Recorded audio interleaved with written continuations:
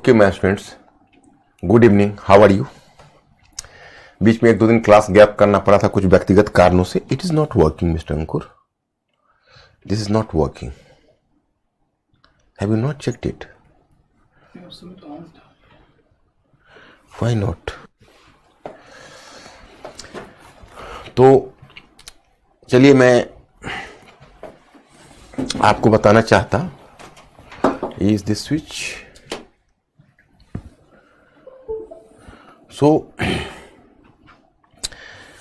एक दो दिन हमें गैप करना पड़ा, I am sorry for that, क्योंकि एक दो दिन मेरी तबीयत भी थोड़ी खराब रही और मैंने एक दो दिन नहीं, मैंने मेनली गैप आपको फ्राइडे का क्लास लास्ट लिया था आपका, होगा थर्सडे को हमें गैप करना पड़ा था, आई वॉज नॉट वेल, और फिर थोड़ा मंडे गैप करना पड़ा। तो आज मैं वहीं से स्टार्ट करूंगा जहां पीछे हमने फ्राइडे को छोड़ा था, और मुझे लगता है कि आपने उस पर कुछ बेस वर्क किया होगा। आज मैं आपको राजनीतिक इतिहास समाप्त करूंगा, देखते हैं अगर टाइम मिलेगा तो प्रशासन शुरू कर दूंगा, नहीं तो प्रशासन का मैटर मैंने ऑलरेडी दिया हुआ है, और आज अर्थव्यवस्था और समाज भेजा है। तो आप ऐसा करेंगे, क्लास के बाद आप लोग उसको डाउनलोड कर लेंगे, और डाउनलोड करके फिर आप कल, अगर आज हमारी राजनीतिक इतिहास हो जाता है तो कोशिश करिएगा कल आप प्रशासन, अर्थव्यवस्था और समाज, क्योंकि हमारा वो प्रीलिम्स का पार्ट है। मैंने क्या कहा कि हम दोनों काम कर रहे हैं, हम प्रीलिम्स का भी काम कर रहे हैं, मेंस में हम कल्चर पार्ट कर रहे हैं, और प्रीलिम्स मैंने कल्चर पार्ट तो दोनों में है, मेंस और प्रीलिम्स दोनों पार्ट है। और जो राजनीतिक इतिहास, प्रशासन, अर्थव्यवस्था और समाज कराऊंगा और प्रीलिम्स को ध्यान में करके, प्लस उससे हमको एक फायदा इनडायरेक्टली कल्चर में मिलने जा रहा है, इन कल्चर, लेकिन उससे हमको डायरेक्ट मेंस में फायदा नहीं, इनडायरेक्ट फायदा है। तो हम जब तक ये एरिया कवर करेंगे तब तक प्रीलिम्स के ही क्वेश्चन को करेंगे। तो चलिए आज मैं कुछ प्रीलिम्स का क्वेश्चन लाया हूं, तो जरा आप लोग नजर डाल के इसको पहले सॉल्व करिए। मेगालिथिक संस्कृति के विषय में क्या सत्य है? एक, मेगालिथिक संस्कृति का प्रायद्वीपीय भारत तक सीमित थी, माने मेगालिथिक संस्कृति प्रायद्वीपीय भारत तक सीमित थी। दो, मेगालिथिक संस्कृति के लोग लोहे का प्रयोग करते थे। थर्ड, मेगालिथिक संस्कृति के लोग निवास स्थल से अधिक शानदार अपनी कब्र बनाते थे। ये तीन चॉइस आपको दिया हुआ है। पहला है मेगालिथिक संस्कृति प्रायद्वीपीय भारत तक सीमित थी, मतलब इसका विस्तार केवल कॉन्टिनेंटल इंडिया में था, मतलब सॉरी पेनिनसुलर इंडिया में था, प्रायद्वीपीय भारत में था, और भारत में और अन्य जगह नहीं था। ये पॉइंट 1 कह रहा। दूसरा कह रहा है कि इसमें लोहे का प्रयोग, मेगालिथिक के लोग लोहे का प्रयोग करते थे, मतलब इसमें आयरन फेज था। और थर्ड कह रहा है कि मेगालिथिक संस्कृति के लोग निवास स्थल से अधिक शानदार अपने कब्र को बनाते थे। तो मैंने जो मेगालिथिक संस्कृति आपको पढ़ाया है उस आधार पर आप इसको जरा सा सॉल्व करिए। तो चॉइस ए, बी, ए में केवल एक है, बी में 1 और 2 है, सी में 2 और 3 है, और डी में 1, 2 और 3 है। इस पर नजर डालिए।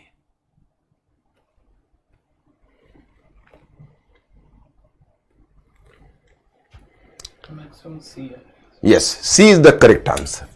आप लोगों ने सही पकड़ा। संस्कृति प्रायद्वीपीय भारत तक ही सीमित नहीं था, ये बाकी जगहों पर भी था। ये बलूचिस्तान में भी था, इसका अवशेष मकरान में भी था, कराची में भी था, इलाहाबाद के पास बांदा में था, फतेहपुर सिकरी के पास था, बहुत सारे असर, जयपुर में था। क्वेश्चन नंबर 2, चित्रित विद्वान संस्कृत निम्नलिखित में किससे जुड़ी हुई थी? ये क्वेश्चन थोड़ा रिपीट हो गया है, लेकिन आज भर इसको देख लीजिए। मैं फिर कल से आपको राजनीतिक इतिहास वाले क्वेश्चन को लाऊंगा। चॉइस ए ताम्रचरण, चॉइस बी लौह चरण, सी में है ए और बी दोनों, और डी में है दोनों में से कोई नहीं। ये तो आप लोग आसानी से सॉल्व कर देंगे।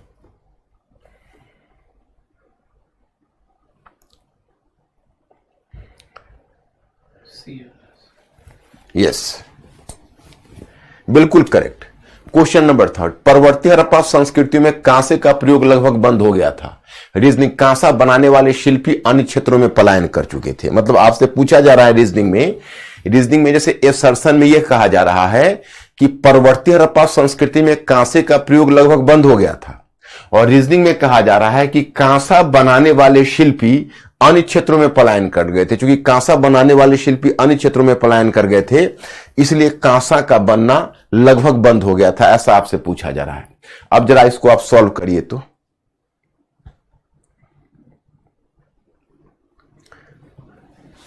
चॉइस ए में है ए और आर दोनों सत्य है तथा आर ए का सही स्पष्टीकरण है।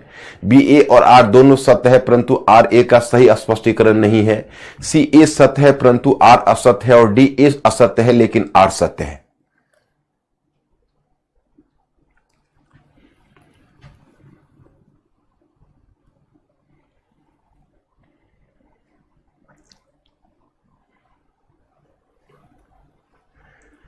बताएं जल्दी।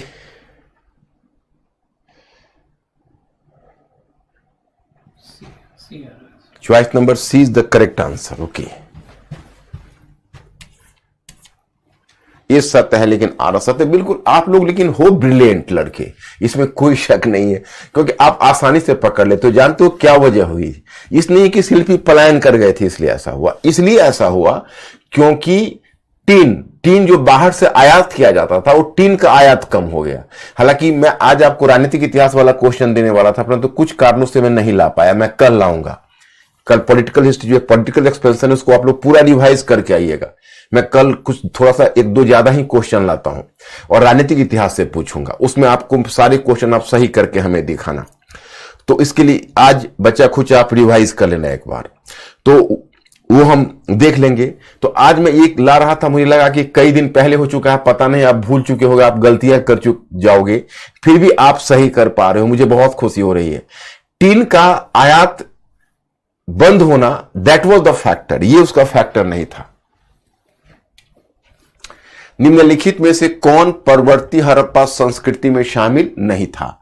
निम्नलिखित में से कौन परवर्ती हड़प्पा संस्कृति में शामिल नहीं था? चॉइस ए कब्रिस्तान, एच संस्कृति सेमेट्री एच कल्चर, बी झूकर संस्कृति, सी मालवा संस्कृति, डी लाल चमकीले मृदभान संस्कृति। देखिए, B fast.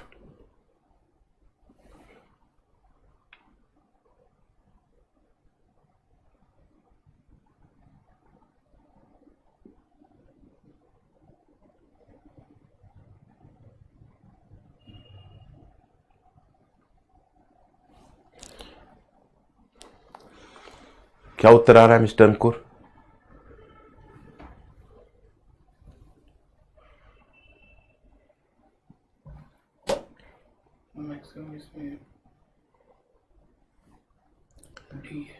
B?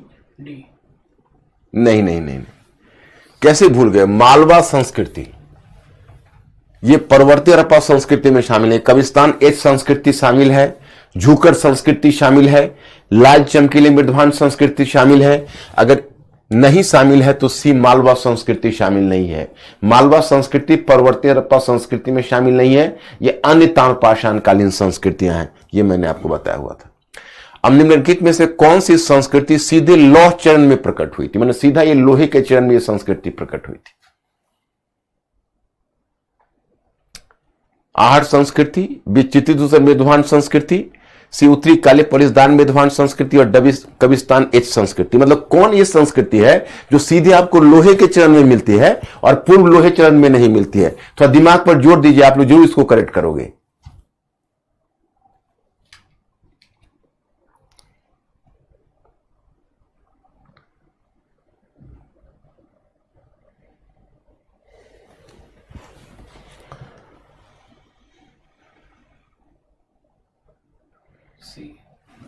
Choice number C, yes you are correct. NBPW, NBPW उत्तरी काले परिसदान मृदभान संस्कृति, ये सीधे लोहे चरण में आती है। चलिए, ये थोड़ा मैंने पीछे कर दिया, फिर भी आप लोगों ने करेक्ट किया, धन्यवाद इसके लिए। अब मैं एक मेंस का क्वेश्चन आपको लास्ट में दिया था और कहा था कि आप लोग इसको करेक्ट करके इस क्वेश्चन को आप लोग कवर करके रखना, याद करिए। तो मैंने जो अभी आपको बताया था, इसको हटाते क्यों नहीं हो मुझे? हाँ नहीं, ये तो है राजनीतिक इतिहास से। कहां पर लोग थे? मौर्योत्तर काल तक हम लोगों ने कवर किया था।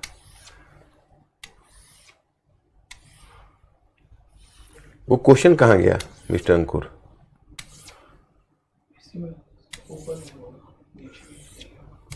ऊपर में कहां क्वेश्चन है? वो क्वेश्चन में रखो गया।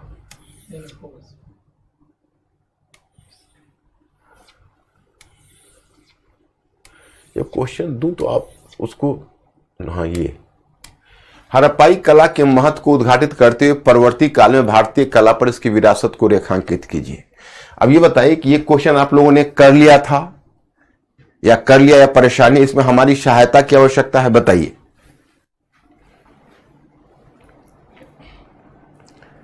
Please my students be fast. ये क्वेश्चन मैंने आपको मेंस के पॉइंट ऑफ व्यू से दिया था। इस क्वेश्चन को आपने ट्राई किया, हो गया था, या मेरी सहायता की भी आवश्यकता है? बच्चे कह रहे हैं नीड हेल्प। ओके, ठीक।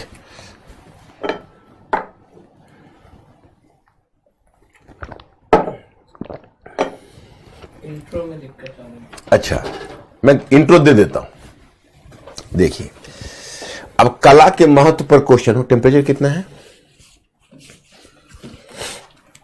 ये क्या कर रहे हो? तो उसी में मेरी तबीयत ठीक नहीं चल रही, देख रहे हो आप। तो पहले ही करके रखना चाहिए ना। तबीयत वैसे ही मेरी ठीक, I am not well even today.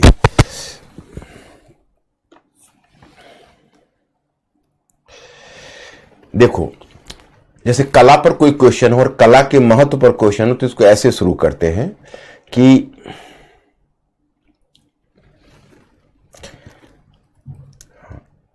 कला किसी भी मानव समुदाय के सौंदर्य बोध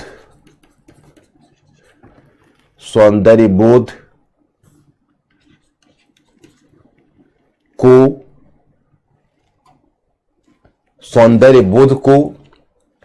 क्या लिखो? प्रतिबिंबित लिखो। प्रतिबिंबित से समझ जाओगे, मतलब प्रतिबिंब जो बनता है, जैसे पानी में आप झांकते हो तो आपका प्रतिबिंब बनता है। तो लिखने में जैसे जो कला वगैरह पर क्वेश्चन लिखते हैं तो उसमें थोड़ा साहित्यिक शब्द का प्रयोग कर सकते हैं।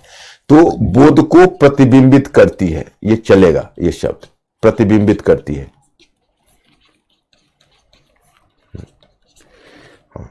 कला, हाँ। अतः हड़प्पाई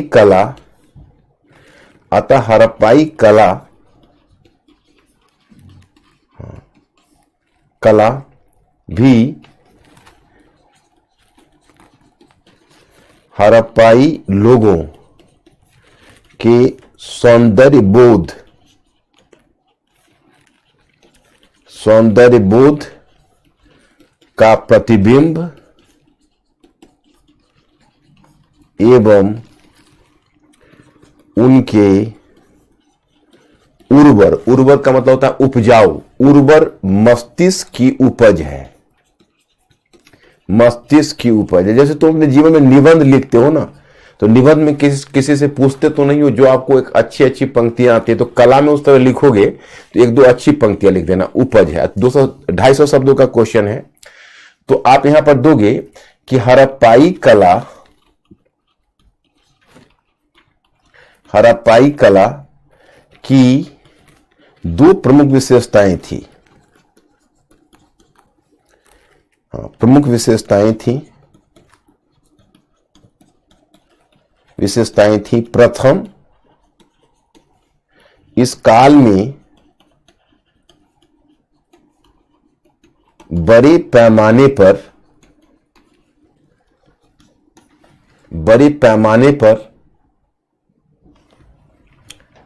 कलात्मक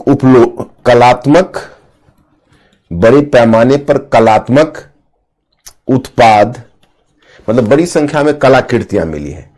कलात्मक उत्पाद मिलते हैं, माने कलात्मक उत्पाद मिलते हैं का मतलब कि बड़ी संख्या में कलाकृतियां मिली है।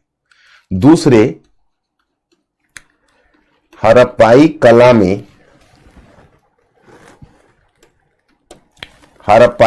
में अत्यधिक विविधता है। हड़प्पाई कला में अत्यधिक विविधता है। अब इसके बाद आप इसके विभिन्न थोड़ा थोड़ा दे दो यहां पर। आप मुहर निर्माण, कांस्य निर्माण, प्रस्तर कला, आप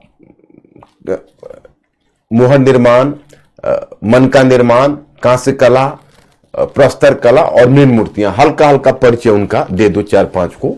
और वो देने के बाद तब आपसे पूछा जा रहा है कि यह इसकी विरासत को रेखांकित कीजिए। तो इसकी विरासत में तुम देखोगे कि वर्तमान कला पर भी इसकी विरासत देखी जा सकती है। जैसे अशोक की पशु मूर्तियों पर हड़प्पाई पशु आकृतियों का प्रभाव दिखता है। तो अशोक की पशु मूर्तियों पर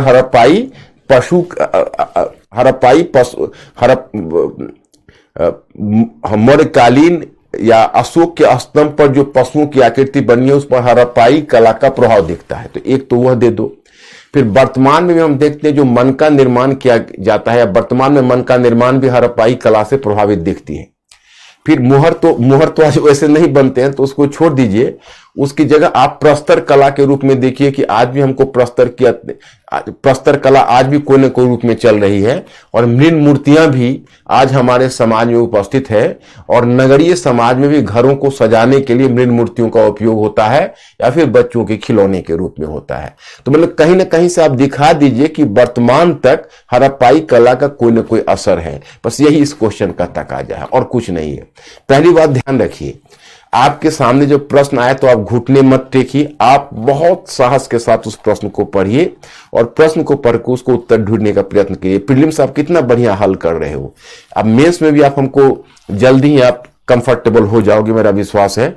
अब तो देखो 2-3 दिन तुम्हारा प्रीलिम्स का ही काम होगा, क्योंकि मैं आपको राजनीतिक इतिहास समाप्त करूंगा, फिर प्रशासन कवर करूंगा, फिर अर्थव्यवस्था समाज कवर करूंगा, उसमें ज्यादा टाइम नहीं लगेगा। फिर जब मैं संस्कृति पर आऊंगा तब अभी तो केवल मैं प्रीलिम्स का क्वेश्चन पूछूंगा, और जब संस्कृति पर आऊंगा तो फिर प्रीलिम्स के साथ साथ मेंस के क्वेश्चन को भी डील करूंगा। क्या अंकुर मैं आगे बढ़ूं?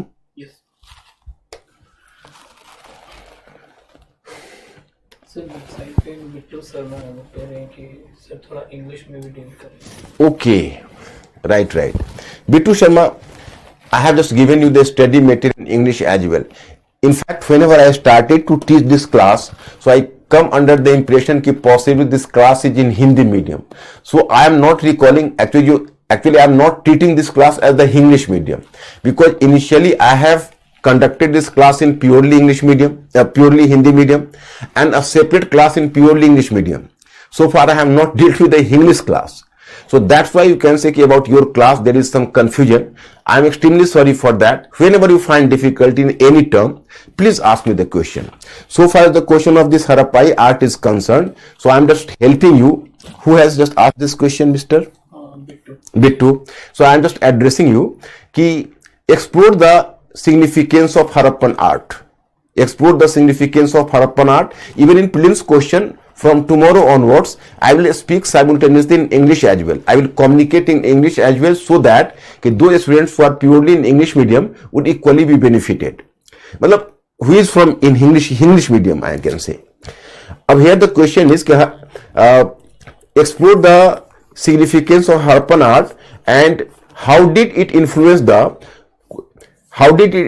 of the nature of art in during the subsequent period. So that is the demand of the question, 250 words. You can start the question कि art reflects the aesthetic sense of any specific community, and on this ground even Harappan art reflects the aesthetic sense of Harappan people, and as well as Harappan art is the reflection of the aesthetic sense of the Harappan people and the product of the fertile Harappan mind.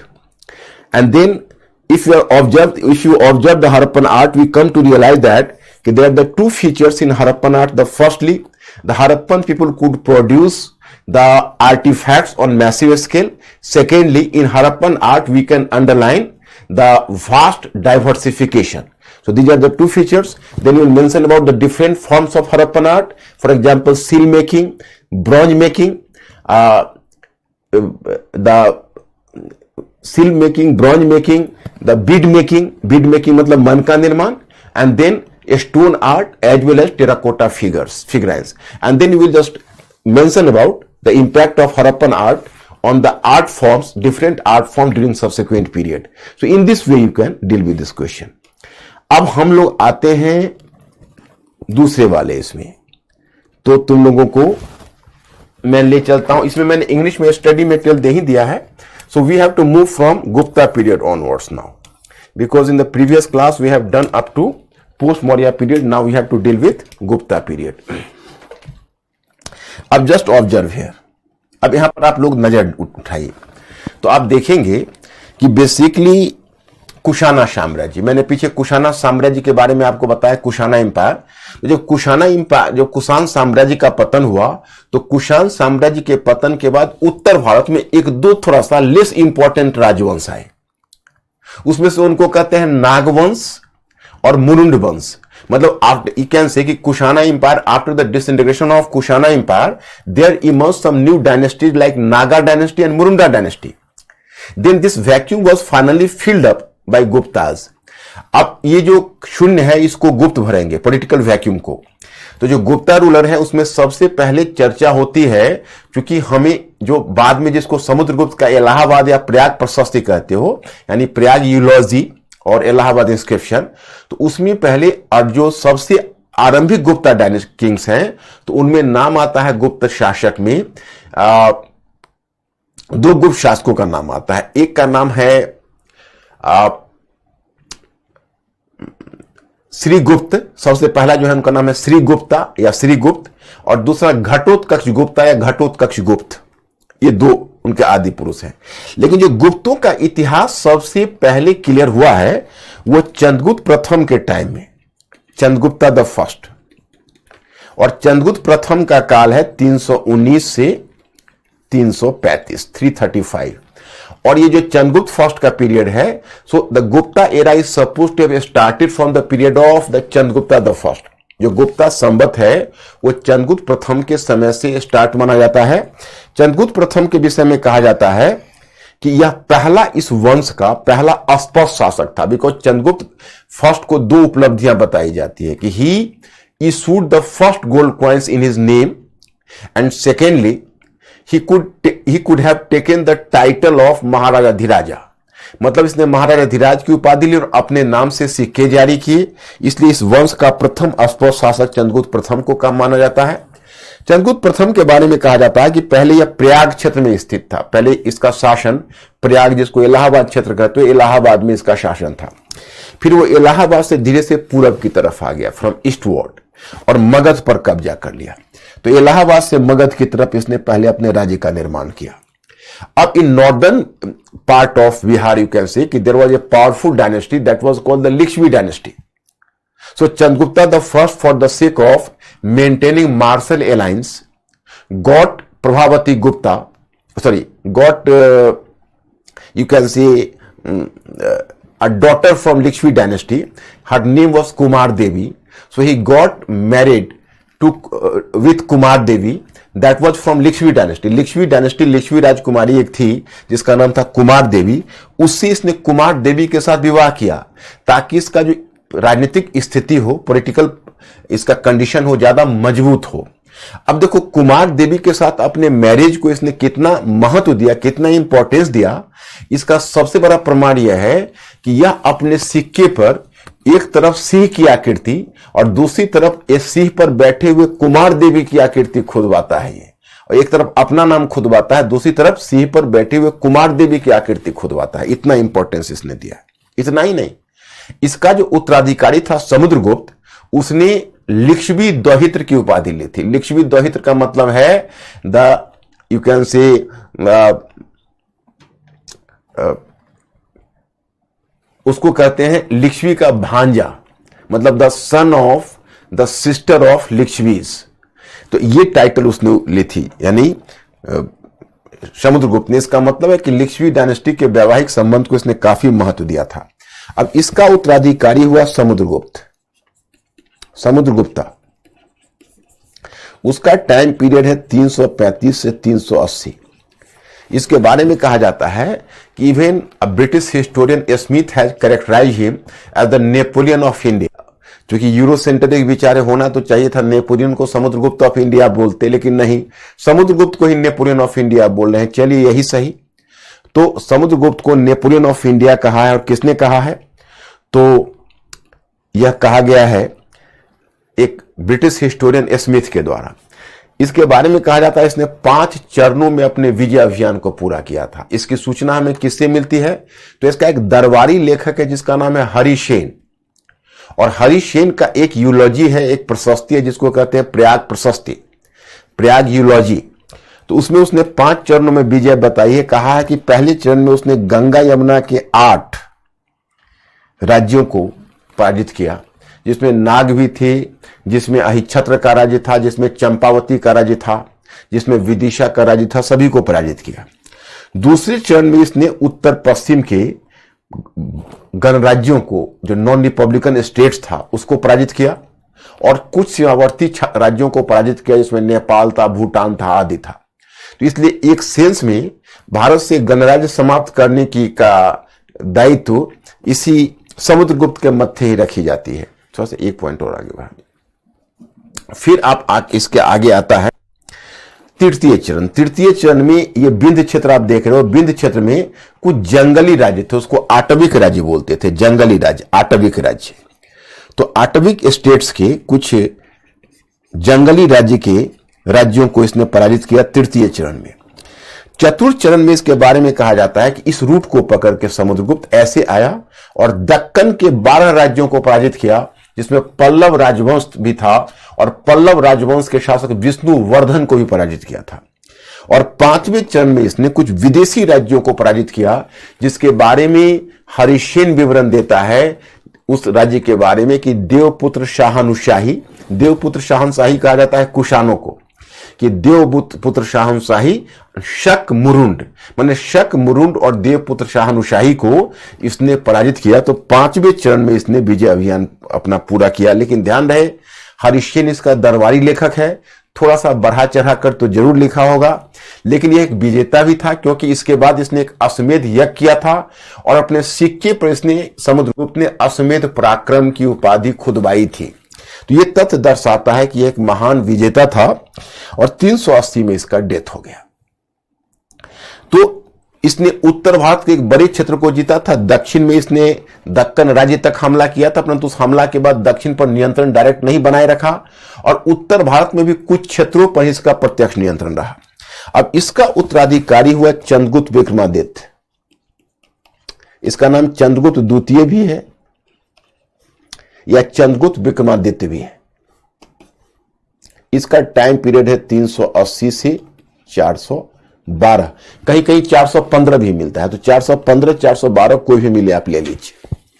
अब इसके बारे में कहा जाता है कि यह भी अपने पिता, इसके बारे में कहा जाता है कि अपने पिता के साम्राज्यवादी प्रसार की नीति, मतलब he just try to combine the policy of imperialistic expansion of his father with his policy of marital alliance of his grandfather. Grandfather मतलब जो चंद्रगुप्त प्रथम ने जो कुछ राज्यों के साथ जो एक तरह से मार्शल अलायंस मतलब सामरिक गठबंधन बनाया था, जैसे लिच्छवी राज्य के साथ, वो भी नीति इसने जारी रखी, और साम्राज्य विस्तार की नीति भी जारी रखी। जैसे इसके बारे में कहा जाता है कि इसने अपनी पुत्री, जैसे इसके विजय के बारे में चर्चा हुई है, जैसे दिल्ली में ही एक जगह है साउथ दिल्ली में, हो सकता है आप लोग कोई गए होंगे, first capital city of Delhi, first medieval capital city of Delhi कहा जाता है, और वो कहा जाता है कि इसको Mehrauli, Mehrauli first capital city of Delhi है, जो इल्तुतमिश का कैपिटल रहा था। तो उसी का जो प्रांगण है, उसके प्रांगण में एक लोहे का पिलर है, जो लोहे का पिलर का संबंध चंद्रगुप्त विक्रमादित्य के पिलर से माना जाता है। तो चंद्रगुप्त विक्रमादित्य के पिलर से उसको पहचान की जाती है, और वहीं पर दीवार पर एक अभिलेख है, दीवार है तो पिलर पर ही अभिलेख है, और उसका ट्रांसलेशन दीवार पर खुदा हुआ, दीवार पर लगा हुआ है, हालांकि अभिलेख उसी पिलर पर है। उसमें एक चंद्र नामक शासक के विजय की चर्चा है। माने in this inscription the British success of some ruler Chandra has been widely or extensively been mentioned. So this ruler Chandra has been identified with Chandragupta Vikramaditya. अब उस चंद्रा नामक शासक की पहचान चंद्रगुप्त विक्रमादित्य से हुई है। तो सूचना मिलती है कि इस शासक ने उत्तर पश्चिम में बाहलिक तक का क्षेत्र जीता था। बाहलिक की पहचान सिंधु नदी से होती है, और पूरब में बंग तक का क्षेत्र जीता था, मतलब कि वह बंगाल तक के क्षेत्र को जीता था। तो हो सकता है कि समुद्रगुप्त ने जो पहले विजय अभियान किया था उस विजय अभियान के बाद कुछ राज्यों ने स्वतंत्रता की घोषणा कर दी हो, तो चंद्रगुप्त विक्रमादित्य को दोबारा अभियान करना पड़ा। फिर सूचना मिलती है कि उसने अपनी बेटी का विवाह, यहां पर एक वाकटक राजवंश है, वाकटक जैसे गुप्त है तो गुप्त का समकालीन वाकटक है, तो जो वाकटक राज्य है, उस वाकटक राज्य का संस्थापक तो बिंद शक्ति था, वाकटक राज्य का संस्थापक। लेकिन इसके वंश में एक प्रतापी शासक हुआ था प्रवरसेन द्वितीय, जिसने 4 अश्वमेध यज्ञ किए थे। और आगे इसी का वंश का एक राजकुमार हुआ था जिसका नाम था रुद्रसिंह द्वितीय, जिसका नाम था रुद्रसेन द्वितीय। तो रुद्रसेन द्वितीय से चंद्रगुप्त विक्रमादित्य ने अपनी पुत्री प्रभावती गुप्त का विवाह किया। इसका फायदा उसे क्या मिला कि वो मध्य भारत में और पश्चिम भारत पर गुप्त वाकटकों की सहायता से अपना नियंत्रण बना के रख सके। अब देखो, एक हिस्टोरियन तो इतना तक कहता है कि वाकटक राज्य उस समय इतना पावरफुल था कि जब समुद्रगुप्त ने दक्षिण का अभियान किया था तो वो चाहता तो इस रास्ते से भी दक्षिण जा सकता था, महाराष्ट्र के रास्ते, लेकिन उसने उड़ीसा के रास्ते दक्षिण जाना पसंद किया, क्योंकि महाराष्ट्र में जो वाकटक राज्य शासक बैठा हुआ था वो ज्यादा पावरफुल था। और इट वॉज पॉसिबल कि Vakataka dynasty might have just, you can say, resisted the expansion of Guptas or repulse the invasion of Guptas. So for that fear, the Guptas changed their route via Odisha to South India. मतलब उनका कहना था कि गुप्ता को कहीं वाकटक रोक देते, इसलिए गुप्ता ने उड़ीसा वाला रास्ता पसंद किया, यानी समुद्रगुप्त ने। तो बाद में चंद्रगुप्त विक्रमादित्य ने प्यार से वाकटकों को जीता, प्यार से, मतलब जीता का मतलब विक्ट्री नहीं किया, प्यार से उसको अपने साथ जोड़ लिया, मैंने उसको कहते हैं टू किल विथ लव। और अपनी पुत्री का विवाह जब रुद्रसेन द्वितीय से किया तो अब वाकटकों का सहयोग गुप्तों के साथ हो गया। इसका फायदा गुप्तों को क्या मिला मैं बताता हूं। अब चंद्रगुप्त विक्रमादित्य इसी क्षेत्र का रास्ते से गुजरते हुए उसने गुजरात पर हमला किया। गुजरात पर मैं इधर से दिखाता हूं, माने यही वाकटक क्षेत्र का रास्ते से गुजरते हुए चंद्रगुप्त, देखो आप, देख लो आप बोर्ड पर, ऐसे गया और गुजरात पर हमला किया। और गुजरात का शासक था रुद्र सिंह तृतीय, शक। ये शक डायनेस्टी कहां से चली आ रही थी? रुद्रदामन के टाइम से, और 4वीं सदी तक ये डायनेस्टी चली। बाकी तो भारत में जितने भी शक राजवंश थे वो समाप्त हो चुके थे। गुजरात के शक 4वीं सदी तक चले। और रुद्र सिंह तृतीय एक गुजरात का शक्तिशाली शासक था, परंतु उसको चंद्रगुप्त विक्रमादित्य ने एक युद्ध में पराजित किया और पराजित कर उस भूभाग पर कब्जा कर लिया। इसकी पुष्टि हमें कैसे मिलती है तो मैं कला बाल में बताऊंगा कि एक उदयगिरी है इसी गुजरात के पास, जो मालवा जगह है वहीं पर एक उदयगिरी है। मालवा खैर मध्य भारत में है, तो मालवा में उदयगिरी में उसने एक वराह मंदिर का निर्माण करवाया था। किसने? तो चंद्रगुप्त विक्रमादित्य के एक मंत्री ने, जिसका नाम था वीरसेन।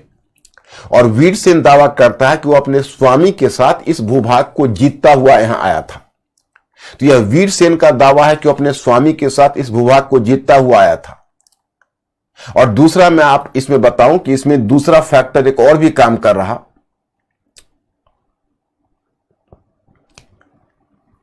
कि इस युद्ध में विजय के बाद चंद्रगुप्त विक्रमादित्य, मतलब चंद्रगुप्त विक्रमादित्य और Chandragupta the second issued silver coins for the first time. When Chandragupta Vikramaditya was the first Guptan kings who issued silver coins, and it was after this conquest कि Chandragupta Vikramaditya might have issued the silver coins. इस युद्ध के बाद चंद्रगुप्त विक्रमादित्य ने चांदी के सिक्के पहली बार जारी किए। तो ये चंद्रगुप्त विक्रमादित्य की सफलता को दर्शाता है। अब देखो, चंद्रगुप्त विक्रमादित्य का जो शकों पर विजय है, इसकी सूचना हमें गुप्त काल, चंद्रगुप्त विक्रमादित्य के दरबार में तो 9 रत्न रहते थे, 9 बड़े विद्वान रहते थे। उसमें एक था विशाखदत्त। तो विशाखदत्त की 2 रचनाएं हैं। एक रचना है मुद्रा राक्षस, मैं साहित्य वाले में बताऊंगा आपको, लिटरेचर की पूरी सूची ही आपको दूंगा, घबराइए मत।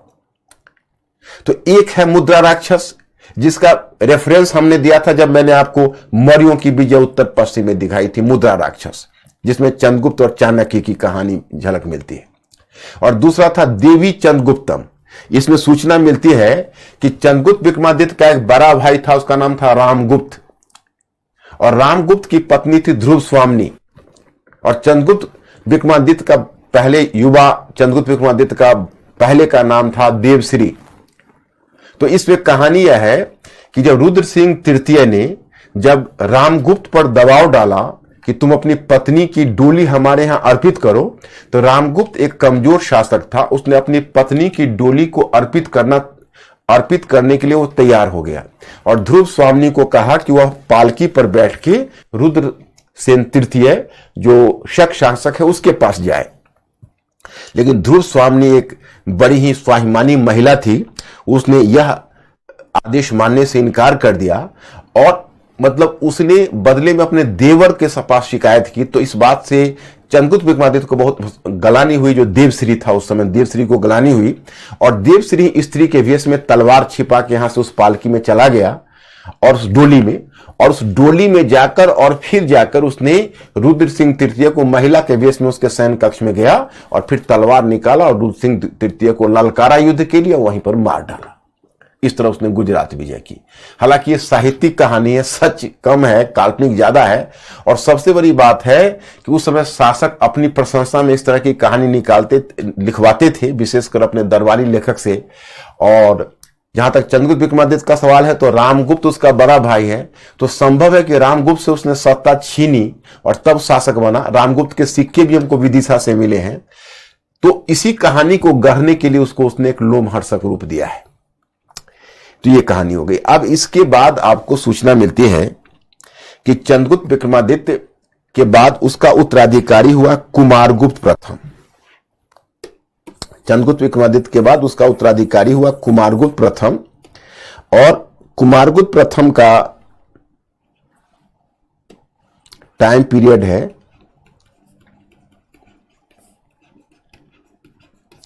412 या 415 रख लीजिए, कोई एक डेट ले लीजिए, 454। तो कुमारगुप्त प्रथम के विषय में हमें सूचना मिलती है कि जो कुमारगुप्त प्रथम है उसके समय कोई बहुत वैसा कोई घटना नहीं हुई है। लेकिन ध्यान रखिए, नालंदा विश्वविद्यालय जो आप सुनते हो, वो नालंदा विश्वविद्यालय को बनवाने का श्रेय कुमारगुप्त प्रथम को दिया जाता है कि Kumaragupta first built this so called Nalanda university, इसी को बनाने का श्रेय दिया जाता है। और इसके काल में पुष्यमित्रों का आक्रमण हुआ था, पता नहीं पुष्यमित्र कौन थे, और एक राजकुमार की हैसियत से स्कंदगुप्त पुष्यमित्रों से लड़ने गया।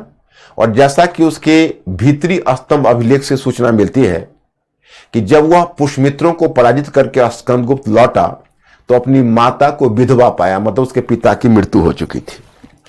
तो इस तरह 454 में इसकी मृत्यु हो गई। अब इसका उत्तराधिकारी हुआ स्कंदगुप्त।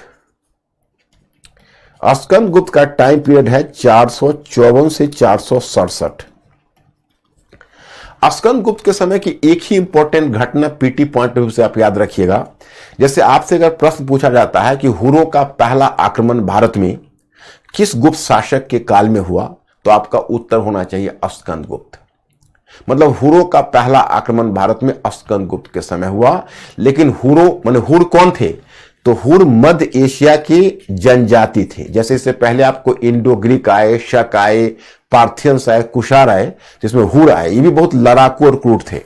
और हुर शासकों के विषय में आपको सूचना मिलती है, जो हुर शासक है उसमें आपको तोरमान और मिहिर कुल की सूचना मिलती है कि तोरमान और मिहिर कुल ये हुर शासक थे। और ये हुर शासक ने भारत पर आक्रमण किया। But you will come to know कि स्कंदगुप्ता repulsed the invasion from Hunaj. The invasion from Hunaj were repulsed by whom? That was स्कंदगुप्ता। तो स्कंदगुप्त की यही सफलता है। 467 में उसकी मृत्यु हुई। तो 467 और 77 के बीच दो शासक आए, उनका नाम था पुरगुप्त और बुधगुप्त। तो पुरगुप्त और बुधगुप्त के समय कोई इंपॉर्टेंट घटना नहीं हुई है। अब आप इस सब को भूल सकते हो। अब सिर्फ आप इतना जान लीजिए कि 500 से 550 के बीच लगभग विष्णुगुप्त, नरसिंहगुप्त और कुमारगुप्त तृतीय जैसे शासक हुए। और लगभग 6ठी सदी के मध्य में 550 ईस्वी तक आकर गुप्त साम्राज्य विघटित हो गया। लगातार हुरों का आक्रमण हो ही रहा था। और जो अधीनस्थ शासक और सामंत थे, ये सामंत कौन थे मैं आपको बताऊंगा। तो अधीनस्थ शासक और सामंत थे, वह स्वतंत्र होते चले गए। और अधीनस्थ शासक और सामंत को स्वतंत्र होने के बाद गुप्त साम्राज्य टूटकर बिखर गया। तो इसी क्रम में आपको सूचना मिलती है गुप्तों के विघटन के बाद। यहां ये देखो कन्नौज है। कन्नौज में मौखरी वंश स्थापित हुआ। मौखरी और यहां हरियाणा के पास स्थानेश्वर है। स्थानेश्वर में पुष्यभूति वंश स्थापित हुआ। पुष्यभूति और ये बल्लभी है गुजरात में, यहां पर मैत्रक वंश स्थापित हुआ। और उत्तर गुप्त वंश की एक शाखा जिसका शासक देवगुप्त है, वह मालवा में स्थापित हुआ। उत्तर गुप्त की एक शाखा। और उत्तर गुप्त की दूसरी शाखा जिसमें माधव गुप्त शासक है, वह मगध में, बिहार में स्थापित हुआ। और फिर बंगाल में चंद्रवंश स्थापित हुआ, लेकिन बंगाल में जो गौड़ क्षेत्र है वहां पर एक शक्तिशाली शासक शशांक का उद्भव हुआ। शशांक। अब इस तरह से गुप्त साम्राज्य के विघटन पर कई छोटे छोटे राज्य आए और उन राज्यों के बीच आपस में संघर्ष होता, परंतु यही समय है कि उत्तर भारत में हर्षवर्धन का उद्भव हुआ। लेकिन आप गुप्त से जब गुप्तोत्तर काल में आओगे, यहां पर देखो गुप्त काल में आपको सारी सूचनाएं दी गई है। और जब यही स्थानेश्वर में, पुष्यभूति, कन्नौज में, मौखरी, बल्लभी, मैत्रक, बिहार में उत्तर गुप्त आदि ये वंश स्थापित हुआ।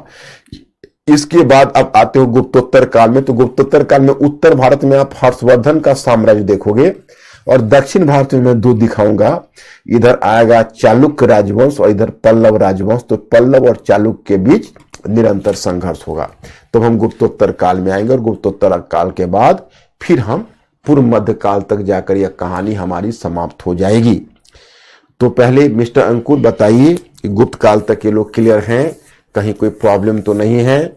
दोनों से पूछिए। हमारे जो audience, they are working on the app and the second one website, all are okay और any difficulty are they having? कुछ नहीं है सर, कि कितने वंश हैं सर, कैसे याद होगा?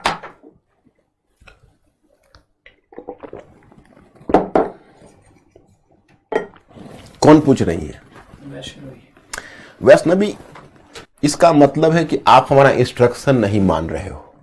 वैष्णवी, आप हमारा, हम अभी अब आगे बढ़ना छोड़ के मैं आपको 5 मिनट में पूरे वंश ब्रीफ करके बता रहा हूं।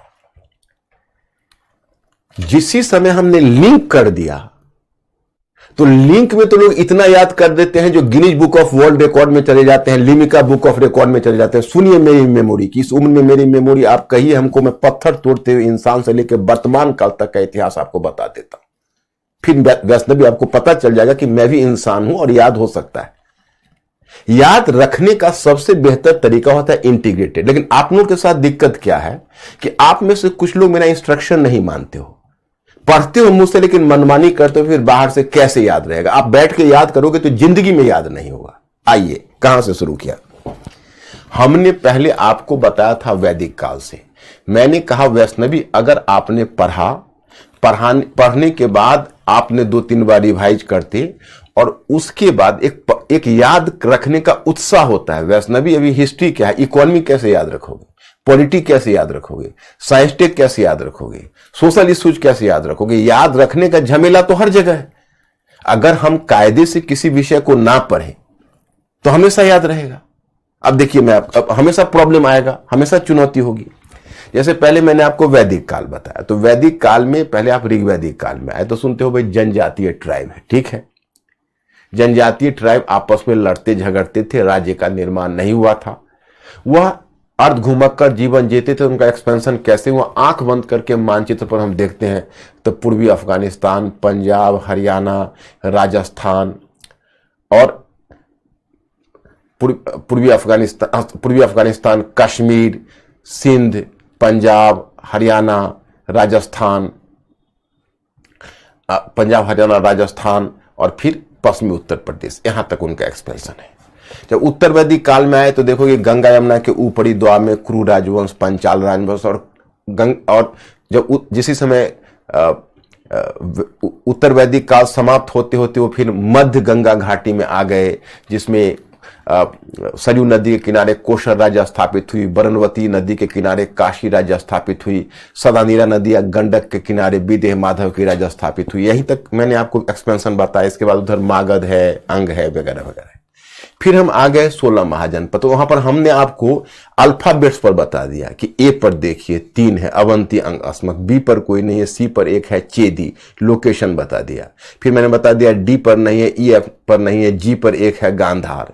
फिर मैंने बता दिया एच पर नहीं है, आई पर नहीं है, जे पर नहीं है, के पर है 4 काशी कौशल कुरु कंबोज। फिर मैंने बता दिया के बाद एल पर नहीं है, एम पर 3 है मगध मल और मत्स्य। फिर मैंने ओ छोड़ दिया, पी पर 1 बताया पांचाल। फिर क्यू आर पर छोड़ दिया, फिर एस पर बताया सुरसेन। फिर टी यू पर छोड़ दिया, भी पर बताया विरजी और वत्स। 16 महाजनपद आपके हो गए, उसका लोकेशन। अब उसमें से एक मगध निकलकर अपना विस्तार करना शुरू किया। तो उसी क्रम में मैंने बताया कि मगध में पहले हर्यक वंश आया, तो बिंबिसार ने पहले अंग राज्य को जीता और काशी को दहेज में पाया, काशी को। और फिर उसके बाद उसका उत्तराधिकारी अजातशत्रु ने काशी को दहेज, फिर वो भी दहेज में पाया, कौशल को लिया और फिर वज्जी संघ को समाप्त किया, वो मैंने आपको बताया। फिर उसके बाद आगे मैंने आपको बताया कि उसके बाद शिशुनाग अगला वंश आया, उसने अवंती की शक्ति को तोड़कर उधर व्यास नदी तक विस्तार किया। और फिर इसमें मैंने एक नंद वंश बताया, महापद नंद, जिसने कलिंग को पहले जीता, वहीं पर ले जाके समाप्त कर दिया। तभी उत्तर पश्चिम में आए तो पहले मैंने ईरानी आक्रमण बताया, जिसमें मैंने बताया कि डेरियस ने उत्तर पश्चिम के भूभाग और तक्षशिला तक के भूभाग को जीत लिया था और वहां अपना कैपिटल बनाया, एक विश्वा छत्रपी बनाया था, जहां 360 टैलेंट सोना उसको मिलता था प्रत्येक वर्ष। उसके बाद वहां से आप जब गए तो मैंने बताया कि भाई सिकंदर आया, सिकंदर वहां से एक्सपेंशन करता हुआ सिंधु नदी से व्यास नदी तक पहुंचा, व्यास नदी के आगे उसकी सेना बढ़ने से इनकार कर गई। जब सिकंदर गया तो उसने पॉलिटिकल अरेंजमेंट किया कि सिंधु नदी से पश्चिम का भूभाग फिलिप के अधीन छोड़ा, सिंधु नदी और झेलम नदी राजा आंभी के अधीन और झेलम से व्यास नदी तक राजा पुरस के अधीन। फिर चंद्रगुप्त मौर्य आया तो पहले सिंधु नदी से व्यास नदी तक के भूभाग को जीता, फिर धनानंद के तख्ता को पलटा तो व्यास नदी से लेकर गोदावरी नदी और बंगाल तक के क्षेत्र को जीता। तीसरे चरण में उसने गोदावरी नदी से लेकर कर्नाटक तक में ब्रह्मगिरी तक के भूभाग को जीता और चौथे चरण में उसने सेल्यूकस को हराकर उसने सिंधु नदी से लेकर और मध्य भारत तक का हिंदू कुश क्षेत्र तक को जीता, इसमें काबुल, कंधार, बलूचिस्तान और गेड्रोसिया। उसके बाद तो मैंने वो आपको बताया कि वहां तक मौर्य साम्राज्य जो हिंदू कुश पर्वतमाला से लेकर ब्रह्मगिरी और पूरब में बंगाल तक फैल गया। उसके बाद मौर्य साम्राज्य के विघटन के बाद तब हमने मौर्योत्तर काल बताया। और मौर्योत्तर में उत्तर भारत में मैंने बताया कि देखो अब उत्तर और दक्षिण को मिलाकर बहुराज्य व्यवस्था कायम हुई। 3 तरह के राज्य, उत्तराधिकारी राज्य में मैंने आपको शुंग और कनु बताया था। शुंग में मैंने पुष्यमित्र शुंग को बताया था, उसके 10 उत्तराधिकारी के बारे में बताया था, अग्निमित्र से परिचय कराया, वसुमित्र से और भागभद्र से, और अंतिम शासक देवभूति से 4 की ही चर्चा की। कर्ण वंश में मैंने कहा कि वसुदेव ने उस वंश की स्थापना की, 4 ही शासक हुए और 43 वर्ष तक शासन हुआ, फिर इस वंश को सातवाहनों ने समाप्त कर दिया। फिर उत्तराधिकारी राज्य के बाद मैंने विदेशी आक्रमण के राज्य में इंडो ग्रीक बताया, शक बताया, पार्थियंस बताया और कुषाण बताया, उस सबसे मैंने परिचय कराया आपको। फिर मैंने बताया कि नए स्थापित राज्य में मैंने दक्षिण में सातवाहन राज्य बताया, जिसमें गौतमीपुत्र शतकर्णी को मुख्य शासक के रूप में बताया। उधर मैंने खारवेल का राज्य उड़ीसा में बताया। इधर मैंने कौन सा बताया, चोल, चेर और पांड्य राज्य सुदूर दक्षिण में बताया। तो मैंने इन राज्यों से परिचय करा। उस वक्त मैं फिर गुप्त पर आ गया हूं, जिसमें गुप्त में मैंने पहला शासक चंद्रगुप्त प्रथम बताया, फिर समुद्रगुप्त उसका उत्तराधिकारी बताया, फिर उसका उत्तराधिकारी चंद्रगुप्त विक्रमादित्य बताया, उसके बाद कुमारगुप्त प्रथम बताया और स्कंदगुप्त बताया। उसके बाद मैंने बताया पूर्वगुप्त, गुप्त मैंने स्कंदगुप्त के बाद लगभग इस साम्राज्य का विघटन हो गया, हुरों का आक्रमण लगातार होता रहा। और उसके बाद में उत्तर और दक्षिण अभी शुरू किया हूं। अब आप बताइए वैष्णवी कि आपने कहा कि याद नहीं, याद आप बैठ के याद करोगे तो कभी याद नहीं रहेगा। आपको इसको पर रिवाइज करके और तब सोच कर लिंक करना पड़ेगा डेली। जैसे आज इतना लिंक किया, कॉपी फिर रख दी, फिर दूसरे दिन उसको लिंक को बढ़ाओ, फिर दूसरे दिन लिंक को रिवाइज करो। मेहनत करनी पड़ेगी और हो जाएगा। और हो जाएगा तो ऐसा होगा कि सामने वाला भी आश्चर्य करेगा कि इतनी चीजें कैसे याद है इनको। और तुम केवल इसकी बात करते हो। मैं तो इसको सल्तनत को इसमें जोड़ूंगा, मुगल को जोड़ूंगा, फिर मैं कहूंगा वैदिक काल से लेकर लॉर्ड डलहौजी तक कैसे विस्तार हुआ उसको बताओ। हमने यहां तक योजना बताई है वैष्णवी, अभी तुम हथियार डाल रही हो क्या अंकुर? क्या कहना? समझ बाकी बच्चे क्या बोल रहे हैं? बाकी बच्चे समझिए। एक पीढ़ी है उमेश का। सर, विक्रमादित्य की उपाधि का निर्माण कैसे हुआ और विक्रमादित्य कौन शासक था?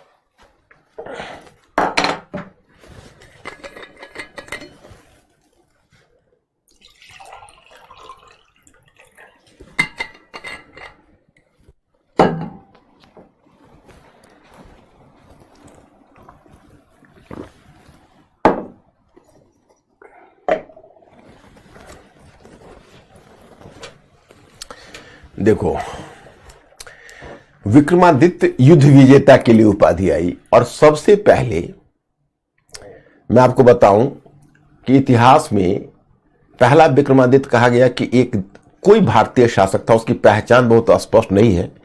किसी शख्स शासक को 58 ईसा पूर्व में उसने पराजित किया, 98 BCE में पराजित किया उसने। और किसी शख्स शासक को पराजित करके उसने उपाधि ली विक्रमादित्य की। किसी शख्स शासक को पराजित किया और फिर उसने विक्रमादित्य की उपाधि ली। कोई ऐसा शासक था जिसका नाम था, कोई इंडियन रूलर था। 98 BCE में विक्रमादित्य यानी किसी भारतीय शासक ने इसको पराजित किया और वो भारतीय शासक ने विक्रमादित्य की उपाधि ली। आफ्टर डिफीटिंग अ शका रूलर, सब Indian ruler took the title like Vikramaditya, but this although he defeated in 58 BCE, and in commemoration of this victory he took the title, in commemoration of this victory he introduced a new era that is called that is called Vikram era. After taking the title of Vikramaditya, he started Vikram era, माने विक्रम संवत। यहीं से विक्रम संवत शुरू हुआ। लेकिन विक्रम संवत कहां से count करता है पता है? एक वर्ष पहले से, यानी 57 BCE से। 58 BCE में वो हराया था और विक्रमादित्य की उपाधि ली थी, और 97 BCE से उसने एक साल, मतलब अपने हराने के साल को एक साल उसने घोषित किया और 97 BCE से स्टार्ट किया। और इधर आपको पता है कि 78 AD में, 78 CE में, माने एडी पहले होता था सी, उसमें कुषाण शासक कनिष्का ने टाइटल ली, कनिष्का ने अपना एक नया संवत इंट्रोड्यूस किया, शक संवत। तो एक बार यूपीपीसीएस में क्वेश्चन पूछा था कि विक्रम संवत और शक संवत में कितने वर्षों का अंतर है, यह क्वेश्चन पूछा था। तो चूंकि विक्रम संवत 57 ईसा पूर्व में शुरू हुआ, 57 BC में, और शक संवत 78 ईस्वी में शुरू हुआ, तो 57 ईसा पूर्व और 78 ईस्वी जब दोनों को हम जोड़ते हैं तो टोटल बनता है 135 ईसा पूर्व।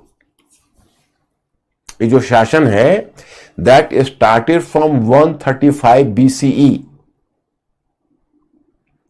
यह 135 ईसा पूर्व में शुरू हुआ।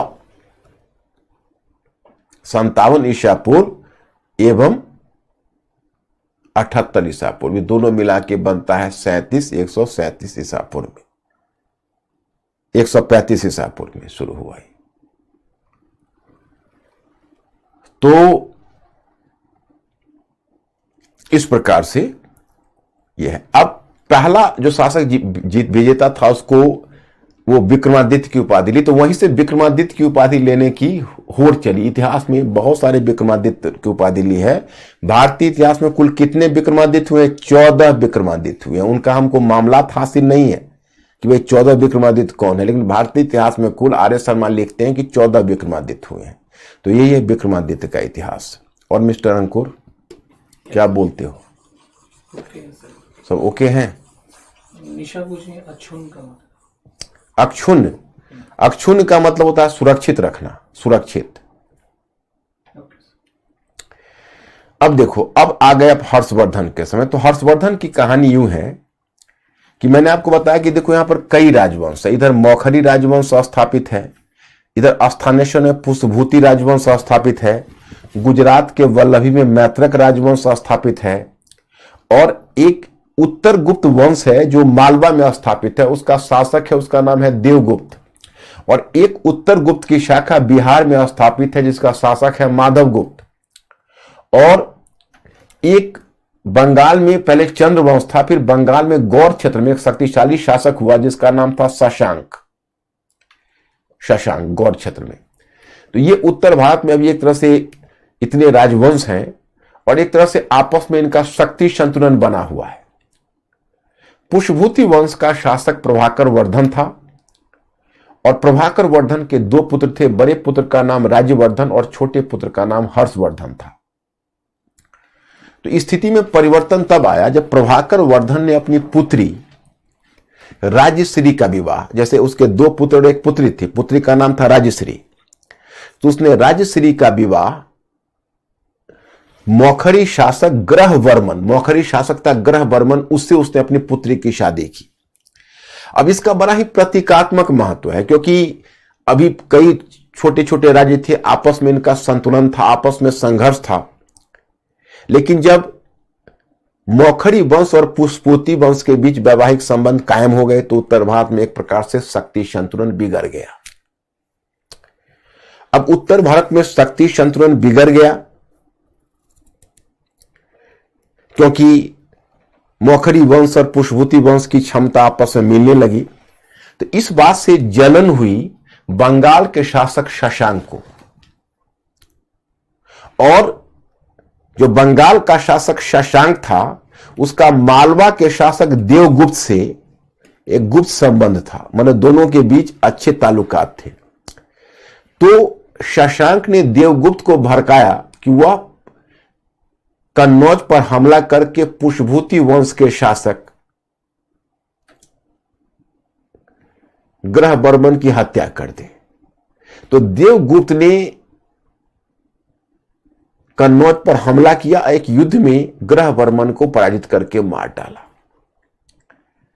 अब आप आइए स्थानेश्वर, तो स्थानेश्वर में प्रभाकर वर्धन तब तक मर चुका था। उसका बड़ा भाई, उसका बड़ा बेटा जो हर्षवर्धन का बड़ा भाई था राज्यवर्धन, वो शासक था।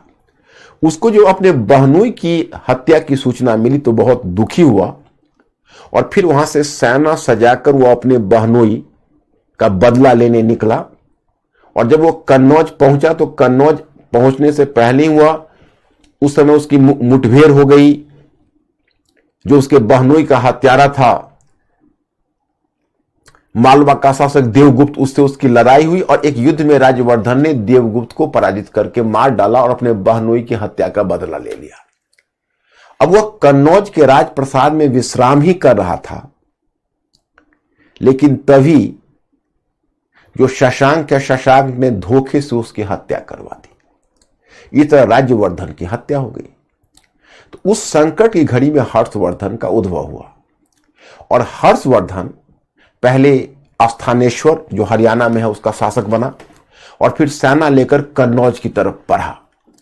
जब वो कन्नौज तक पहुंचा तब तक शशांक हर्षवर्धन के आने की सूचना पाकर कन्नौज को खाली कर दिया और फिर अपने गौर प्रदेश को लौट गया। लेकिन इतिहास के इस मोड़ पर हर्षवर्धन ने शशांक का पीछा करना उचित नहीं समझा। हो सकता है कि शशांक पावरफुल रहा होगा और हर्षवर्धन को ऐसा लगा कि हम अपने बल पर बदला नहीं ले सकते, तो वह बर्दाश्त कर लिया। और तब हर्षवर्धन पहले गया अपनी बहन राजश्री जो जंगल में अपने पति के साथ, वो जंगल में चली गई थी अपने पति के साथ क्षति होने, पति की लाश के साथ, तो उसको पहले बचाया उसने। और जब वो कन्नौज में आया तो उसमें कन्नौज का सिंहासन खाली था, ग्रहवर्मन का कोई स्पष्ट उत्तराधिकारी नहीं था। तो कन्नौज के कुलीनों ने हर्षवर्धन से अनुरोध किया कि वो कन्नौज की गद्दी भी ले ले। तो हर्षवर्धन ने कुछ हिचकिचाते हुए, चूंकि बहनोई का धन था, उसने कन्नौज का भी शासक के रूप में अपने आप को स्थापित कर लिया। इस तरह वो स्थानेश्वर और कन्नौज दोनों का शासक बन गया। अब 2 राज्यों के रिसोर्सेस मिल गए तो जाहिर है कि शक्ति संतुलन बिगड़ गया और यहीं से हर्षवर्धन के विस्तार की नीति शुरू हो गई। फिर जैसा कि हमको 2 लेखकों से हर्षवर्धन के विषय में सूचना मिलती है, एक है उसका दरबारी लेखक जिसका नाम है वानभट्ट, और वानभट्ट ने लिखा है हर्षचरित। तो हर्षचरित से उसके विस्तार की सूचना मिलती है। और उसकी दूसरी एक उसके दरबार में रहा था, वो था हुएनसांग जो चीनी यात्री था। सो उसके विवरण से भी उसके शासन काल के विषय में हमें सूचना मिलती है। अब पहले सूचना मिलती है कि 606 और 612 ईस्वी के बीच उसने सफलतापूर्वक पश्चिम का अभियान किया और पूरब का अभियान किया। और पश्चिम में सिंध, वह ब्यास नदी से तक से, वह सतलज नदी से लेकर और सिंधु नदी तक के भूभाग को जीता। और फिर पूरब में उसने मतलब कन्नौज से लेकर बिहार तक के भूभाग को जीता। लेकिन बिहार का शासक माधव गुप्त से उससे व्यक्तिगत दोस्ती थी, तो माधव गुप्त के क्षेत्र को अनेक्स नहीं किया। फिर इसके बाद हर्षवर्धन आगामी 6 वर्षों तक अपने प्रशासनिक पुनर्गठन में उलझा रहा और फिर 618 और 627 के बीच उसने सिंध को जीता। और फिर उसी समय उसने बंगाल में गौड़ क्षेत्र पर हमला कर गौड़ राज्य को जीता। शशांक की मृत्यु हो चुकी थी, तो उसके कमजोर उत्तराधिकारी से गौड़ क्षेत्र को जीतना उसके लिए आसान हो गया।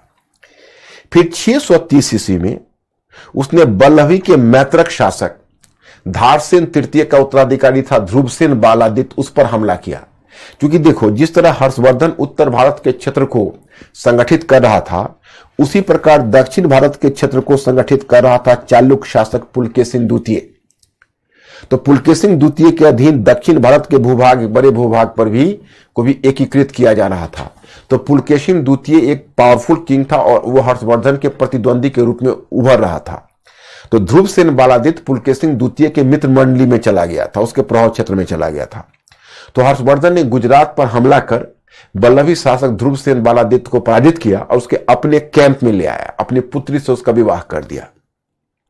अब अगली टकराहट उसको पुलकेशिन द्वितीय से हुई, क्योंकि 630 और 634 के बीच हर्षवर्धन नर्मदा नदी पार कर वह पुलकेशिन द्वितीय के भूभाग में घुसना चाहा। लेकिन उसी क्रम में नर्मदा नदी के किनारे पुलकेशिन द्वितीय और हर्षवर्धन के बीच एक युद्ध हुआ, जिसकी तिथि तो बहुत स्पष्ट नहीं है, लेकिन संभवतः यह 630 और 634 के बीच हुई। इस युद्ध में हर्षवर्धन पुलकेशिन द्वितीय के हाथों पराजित हो गया। उसके बाद हर्षवर्धन दक्षिण की तरफ जाने की योजना छोड़ दी, समुद्रगुप्त की तरफ दक्षिण नहीं जा सका। यानी समुद्रगुप्त ही अंतिम शासक है जो नर्मदा नदी को पार किया। इसके बाद फिर आगे देखना, मध्यकाल में अलाउद्दीन खिलजी नर्मदा नदी को पार करेगा, इससे पहले बीच में कोई भी शासक पार नहीं कर पाएगा। फिर हर्षवर्धन ने 635-36 में कश्मीर पर अभियान कर कश्मीर को जीता, वहां के शासक दुर्लभ वर्धन को पराजित किया। और कश्मीर में एक स्तूप था, स्तूप में समझाऊंगा, जिसमें जो मृतक व्यक्ति, जो बौद्ध धर्म से संबंधित यह स्तूप होता था, जिसमें मृतक व्यक्ति के शरीर का अवशेष रखा जाता था। तो कश्मीर में एक स्तूप था, जिस स्तूप में बुद्ध की एक दांत रखी हुई थी, तो वहां से बुद्ध की दांत उठाकर लाया था। और 640 में उसने उड़ीसा को जीता था। और 641 तक चूंकि माधव गुप्त का डेथ हो चुका था, तो उसने बिहार के मगध क्षेत्र पर भी हर्षवर्धन ने कब्जा कर मगधाधिराज की उपाधि ली थी। और 647 ईस्वी में उसकी मृत्यु हो गई। तो उत्तर भारत में गुप्तोत्तर काल में हर्षवर्धन का काल यही है। और हर्षवर्धन ने, अब इतना तुमको छोटे छोटे विजय याद रखने की जरूरत नहीं है, केवल तुम इतना ही हर्षवर्धन के विषय में याद रखो कि हर्षवर्धन ने जो अपने शासन काल के दरमियान में हर्षवर्धन 600-647 के बीच शासन किया और उत्तर भारत के एक बड़े क्षेत्र को संगठित किया। और उसमें उसका दरबारी लेखक ये है, और बस पुलकेशिन द्वितीय से उसका युद्ध हुआ है, बस केवल यही ध्यान रखो। और वह कन्नौज के साथ स्थानेश्वर दोनों का शासक बना। और शशांक उसका शत्रु और प्रतिद्वंदी था, जो बंगाल में शशांक के साथ उसका संघर्ष होता था। बस इतना ही तुम याद रखो, इसके अलावा आपको कुछ याद रखने की आवश्यकता नहीं। तो मिस्टर अंकुर, यहां तक मेरे स्टूडेंट ओके हैं, तो फिर आगे बढ़ें।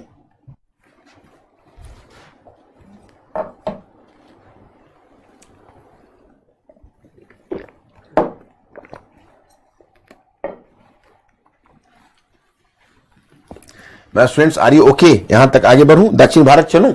हम लोग किस टाइम में है पता है? गुप्तोत्तर काल है, 600 ईस्वी से 750 ईस्वी। तो उत्तर भारत हमने देखा, अब दक्षिण भारत की तरफ बढ़ूं? ओके, ठीक है। अब दक्षिण भारत में देखो, जैसे अब तुम लोगों के मन में होगा वैष्णवी, फिर मैं तुमको नोटिस करवा रहा हूं कि दक्षिण भारत में तुम कहोगे भाई एक राजवंश आया, दूसरा राजवंश आया, हमको याद नहीं, 2 मिनट में ब्रीफ कर देता हूं। दक्षिण में मैंने सबसे पहले आपको बताया था अस्मक महाजनपद, उससे पहले तो कुछ नहीं बताया, खैर छोड़िए। अस्मक के बाद मगध साम्राज्य वही तक बढ़ा, उसके बाद मौर्य साम्राज्य ब्रह्मगिरी तक चला गया। तब तक दक्षिण में कोई राज्य निर्माण मैंने नहीं बताया, जब मौर्य साम्राज्य का पतन हुआ तो दक्षिण में मैंने राज्य निर्माण में बताया, महाराष्ट्र क्षेत्र में सातवाहन राज्य का निर्माण हुआ। जो सातवाहन राज्य मैंने बताया था कि महाराष्ट्र क्षेत्र में उसका निर्माण हुआ, वो आंध्र और कर्नाटक तक फैल गया, ये मैंने बताया था आपको, ये सातवाहन राज्य बना। और इधर उड़ीसा में कलिंग में खारवेल का राज्य, और इधर सुदूर दक्षिण में मैंने कहा ये चेर राज्य केरला में, पांड्य राज्य तमिलनाडु, और उत्तरी तमिलनाडु और दक्षिण आंध्र में चोल राज्य। तो ये 3 राज्य चेर चोल पांड्य, जिसको संगम राज्य कहते हैं, अस्तित्व में आए, ये मैंने आपको बताया था। अब क्या हुआ कि फिर जब सातवाहन राज्य जब टूटा तो महाराष्ट्र में, यहां पर जब सातवाहन राज्य टूटा तो महाराष्ट्र में यहां पर वाकटक राज्य आ गया था, वाकटक राजवंश, और इधर आंध्र में और उत्तरी तमिलनाडु में आ गया था इक्ष्वाकु। तो ये आ गया कब? तो गुप्त शासकों के काल में। यहां वाकटक राज्य की चर्चा तो कर ही चुका हूं, वाकटक वंश, और इधर इक्ष्वाकु वंश आ चुका था। वही अब यानी 600 ईस्वी से 750 ईस्वी के बीच हम कह सकते हैं कि इसी बीच यहां जो महाराष्ट्र में जो वाकटक राजवंश है उसका पतन हो गया, क्योंकि वाकटक राजवंश गुप्तों के समकालीन थे और गुप्तों पर शक्ति के लिए निर्भर थे। जिस समय गुप्त शक्ति का पतन हुआ तो गुप्त शक्ति के पतन के बाद वाकटकों का भी पतन हो गया। तो वाकटकों का जब पतन हुआ तो महाराष्ट्र क्षेत्र में आ गए चालुक्य वंश। चालुक्य वंश, चालुक्य वंश में इस वंश का प्रथम महत्वपूर्ण शासक था जिसका नाम था पुलकेशिन प्रथम। चालुक्य वंश में पहला था पुलकेशिन प्रथम, ये 6ठी सदी के अंत में आया था। तो महाराष्ट्र में चालुक्य वंश स्थापित हो गया जिसने बाद में विस्तार किया, और इधर दक्षिणी आंध्र उत्तरी तमिलनाडु में स्थापित हो गया पल्लव वंश, पल्लव शक्ति। तो दक्षिण भारत में अब तुम ध्यान कर लो, ये चालुक्य शक्ति और पल्लव शक्ति का काल है, लगभग 607 से 750 ईस्वी तक, और ये शक्ति महत्वपूर्ण रूप से आगे बढ़ती रही। तो उसी में मैं पहले दोनों से परिचय आपको कराऊं। जैसे चालुक्य शक्ति का स्थापक है पुलकेशिन प्रथम, और पल्लव शक्ति का संस्थापक है बिंद शक्ति। इसका नाम था, नहीं, पल्लव शक्ति का संस्थापक था सिंह विष्णु, इसका संस्थापक था सिंह विष्णु। अब हाँ, ओह अच्छा, तो यहां चालुक्य शक्ति देखो यहां पर है, चालुक्य शक्ति है महाराष्ट्र में, ये जगह पर ये चालुक्य स्थापित है, ये पल्लव स्थापित है। तो चालुक्य शक्ति का संस्थापक कौन सा? पुलकेशिन प्रथम था, और पल्लव शक्ति का संस्थापक था सिंह विष्णु। और चालुक्य शासक में पुलकेशिन प्रथम का उत्तराधिकारी हुआ कीर्तिवर्मन प्रथम, फिर मंगलेश हुआ, खैर उसका नाम नहीं याद रखना है। इस वंश का प्रतापी शासक है पुलकेशिन द्वितीय, जिसने हर्षवर्धन को पराजित किया, और हर्षवर्धन को पराजित करके उत्तर की तरफ लौटने के लिए विवश किया। लेकिन और यही जो पुलकेशिन द्वितीय है, इस समय तुम देखोगे कि पल्लव शासक सिंह विष्णु का उत्तराधिकारी हुआ महेंद्र वर्मन प्रथम। वो मुख्य रूप से संस्कृति से जुड़ा हुआ शासक है, बहुत इंपॉर्टेंट नहीं है, वो सांस्कृतिक क्षेत्र में योगदान दिया, बहुत पावरफुल नहीं है। तो क्या किया कि उसी समय पुलकेशिन द्वितीय ने, देखो इस काल का सबसे जो महत्वपूर्ण चीज है कला, तो मैं कला बारे में बताऊंगा, और कला पहले आप राजवंश से वाकिफ हो जाओगे तो फिर मैं कला की बात करूंगा, जब कल्चर बताऊंगा वहां कला बताऊंगा, कला में इस योगदान इस वंश का बताऊंगा। फिलहाल मैं आपको यह बताऊं कि ये जो पल्लव वंश है उसमें जो महेंद्र वर्मन प्रथम है, तो महेंद्र वर्मन प्रथम के काल में ही उधर चालुक्य शासक पुलकेशिन द्वितीय ने पल्लव क्षेत्र पर हमला किया, क्योंकि इस दोनों राजवंशों का इतिहास का इस समय एक बड़ा दिलचस्प तथ्य है कि यहां पर एक नदी है कृष्णा नदी, और कृष्णा नदी की सहायक नदी आप जानते हो दक्षिण में है तुंगभद्रा नदी। तो कृष्णा तुंगभद्रा दोनों मिलकर बनाती है कृष्णा तुंगभद्रा दोआब, और दूसरी है गोदावरी नदी। तो गोदावरी उत्तर है, उसके बाद फिर कृष्णा है। तो गोदावरी का जो डेल्टा है वो काफी उपजाऊ है, और फिर कृष्णा तुंगभद्रा का दोआब है वो काफी उपजाऊ है। तो आप देखोगे दक्षिण भारत में एक वंश हमेशा महाराष्ट्र में रहा है, और एक वंश दक्षिणी आंध्र और उत्तरी तमिलनाडु में, और इन दोनों राजवंशों के बीच निरंतर युद्ध और संघर्ष होता रहा। यह दक्षिण भारत के इतिहास की विशेषता है, इन दोनों के बीच निरंतर युद्ध होता रहेगा। और यह युद्ध वंशानुगत कम है, भौगोलिक अधिक है। क्यों? क्योंकि यह कृष्णा तुंगभद्रा द्वाब और गोदावरी डेल्टा पर कब्जा करने के लिए युद्ध हो रहा है। यह युद्ध कोई वंश के दुश्मनी के कारण कम और उसके कारण ज्यादा हो रहा है। तो उसी क्रम में पुलकेशिन द्वितीय ने हमला करके महेंद्र वर्मन को पराजित करके गोदावरी डेल्टा का भूभाग छीन लिया, कुछ कृष्णा तुंगभद्रा द्वाब का भी कुछ भूभाग छीना, और फिर उसने एक नए राज्य ये कृष्णा, ये जो गोदावरी डेल्टा है उसमें एक नए राज्य के रूप में बेंगी राज्य की, बेंगी के चालुक्य वंश की स्थापना कर दी थी पुलकेशिन द्वितीय ने, और उसमें महेंद्र वर्मन प्रथम को अपमानित होना पड़ा। तो महेंद्र वर्मन प्रथम का उत्तराधिकारी था नरसिंह वर्मन प्रथम। वो नरसिंह वर्मन प्रथम को इस बात की बड़ी गलानी हुई कि मेरे पिता को चालुक्य शासक पुलकेशिन द्वितीय ने पराजित किया। तो नरसिंह वर्मन द्वितीय ने चालुक्य पर हमला किया और एक चालुक्यों की राजधानी पर हमला किया और पुलकेशिन द्वितीय को पराजित करके मार डाला। 642 की घटना बता रहा हूं। और चालुक्यों की राजधानी है बादामी और पल्लवों की राजधानी है कांचीपुरम। तो उसने चालुक्य राजधानी बादामी पर कब्जा कर लिया। बादामी के दो नाम है, बादामी भी कहते हैं या वातापी भी कहते हैं, ये कर्नाटक में है वातापी। तो बादामी अथवा वातापी पर कब्जा कर लिया और तब एक उपाधि उसने ली, वातापी कोंड। वातापी कोंड का मतलब हुआ बादामी को जीतने वाला। और फिर अपने आप को उसने अपने आप को पुलकेशिन द्वितीय ने महामल्ल की उपाधि ली। महामल्ल, महामल्ल कहते हैं महायोद्धा को। तो महामल्ल से ही अपनी राजधानी, मैंने अपनी राजधानी नहीं, उसने एक अपना एक नई कैपिटल बनाया था इसमें, इस विजय के उपलक्ष्य में। उसका नाम रखा, कैपिटल तो पहले से ही था, सॉरी वो जगह तो पहले से ही था। वो महामल्ल की उपाधि ली और अपने ही नाम पर उसने अपनी एक कैपिटल का नाम रखा, उसका नाम रखा महाबलीपुरम। महामल्ल से बना महाबलीपुरम, जो महाबलीपुरम आज भी तुम देखते हो पल्लव आर्ट का महत्वपूर्ण केंद्र है। इसके बाद इस वंश में तो एक के बाद दूसरे शासन आते रहे। कितना दिमाग खपाओगे? कुल मिलाकर यह जान लो कि चालुक्य वंश का अंतिम जो शासक था वो था कीर्तिवर्मन द्वितीय। कीर्तिवर्मन द्वितीय का स्वयं उसका सेनापति था जिसका नाम था दंती दुर्ग। दंती दुर्ग ने अंतिम चालुक्य शासक कीर्तिवर्मन द्वितीय को लगभग 949 ईस्वी में, अंतिम चालुक्य शासक कीर्तिवर्मन द्वितीय को पराजित करके 849 या कुछ ऐसा था, मतलब वो कीर्तिवर्मन द्वितीय को हटाकर स्वयं दंती दुर्ग ने अपने राजवंश की स्थापना कर ली और उसका राजवंश कहलाएगा राष्ट्रकूट वंश। और इधर अंतिम पल्लव शासक था जिसका नाम था अपराजित। तो अपराजित पल्लव को पराजित करके उसका ही सेनापति था जिसका नाम था आदित्य चोल, मैंने एक दूसरा मिलिट्री अधिकारी था आदित्य चोल। उसने अपराजित को हटा दिया और चोल शक्ति का विस्तार किया। तो ध्यान रहे, अब ये दोनों राजवंश लड़ते लड़ते समाप्त हो गए। महाराष्ट्र में आ जाएंगे, ये जो क्षेत्र तुम देख रहे हो, यहां पर स्थापित हो जाएगा राष्ट्रकूट वंश और यहां पर स्थापित हो जाएगा चोल वंश। तो चोल शक्ति और राष्ट्रकूट शक्ति ये दोनों स्थापित हो गए। तो ध्यान रहे, पहले आपने क्या देखा, यहां पर स्थापित हुए थे सातवाहन टूटे तो यहां पर वाकटक, यहां इक्ष्वाकु। फिर आपने देखा कि यहां पर स्थापित हो गए चालुक्य, यहां पर स्थापित हो गए पल्लव, अब यहां पर स्थापित हो गए राष्ट्रकूट और यहां पर स्थापित हो गए चोल, जिसकी चर्चा हम आगे करेंगे। गुप्तोत्तर काल आपका समाप्त हुआ। केवल देखो, वैसे अगर मैं भी पढ़ूं तो मुझे भी याद नहीं रहेगा। मैं जो माइंड पावर को यूज करने की कला सिखा रहा हूं आपको, जो कहता हूं कि बौद्धिक जुगाली, हमारी बातों को आप गंभीरता से नहीं लेते हो।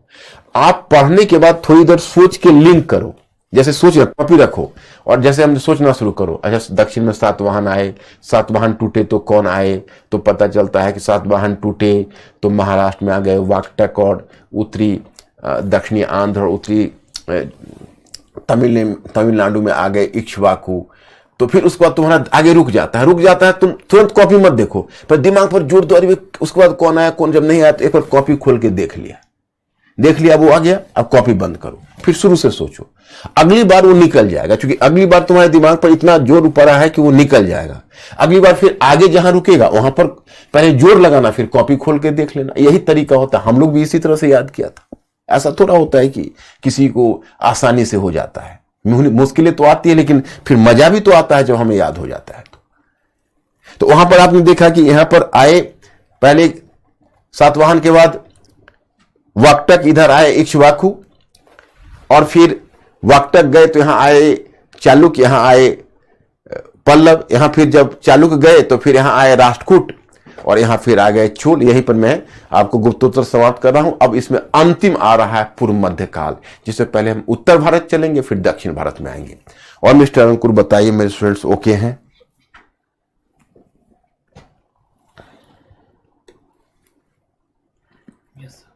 ओके हो?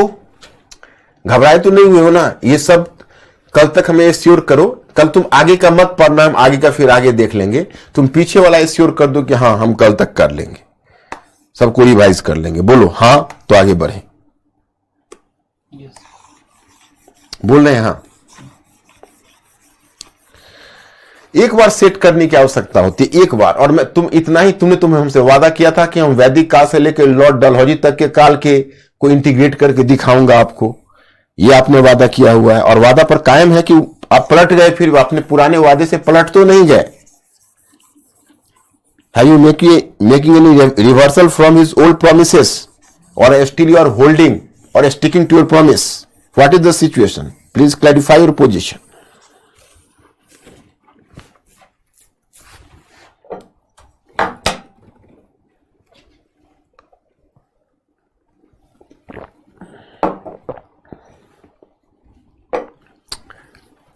तो कायम है कि नहीं मिस्टर अंकुर? अपने वायदे पर कायम है? क्या बोल रहे हैं हमारे स्टूडेंट?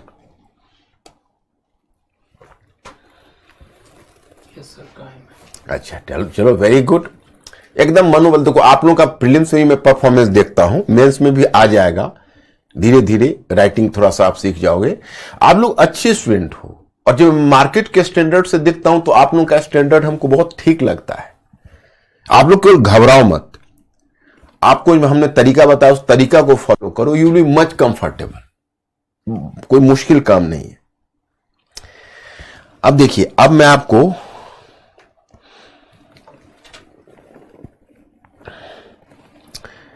उत्तर भारत में क्या हुआ कि हर्षवर्धन के डेथ तक मैंने आपको बताया था। हर्षवर्धन के डेथ के बाद, जब तक हर्षवर्धन था तब तक तो उत्तर भारत में कुछ हद तक एकता बनाए रखी थी, लेकिन हर्षवर्धन की मृत्यु के बाद उत्तर भारत में जो स्थिति कायम हुई उसको मत्स्य न्याय कहा जाता है। मत्स्य न्याय का मतलब है जब बड़ी मछली छोटी मछली को निगल जाती है।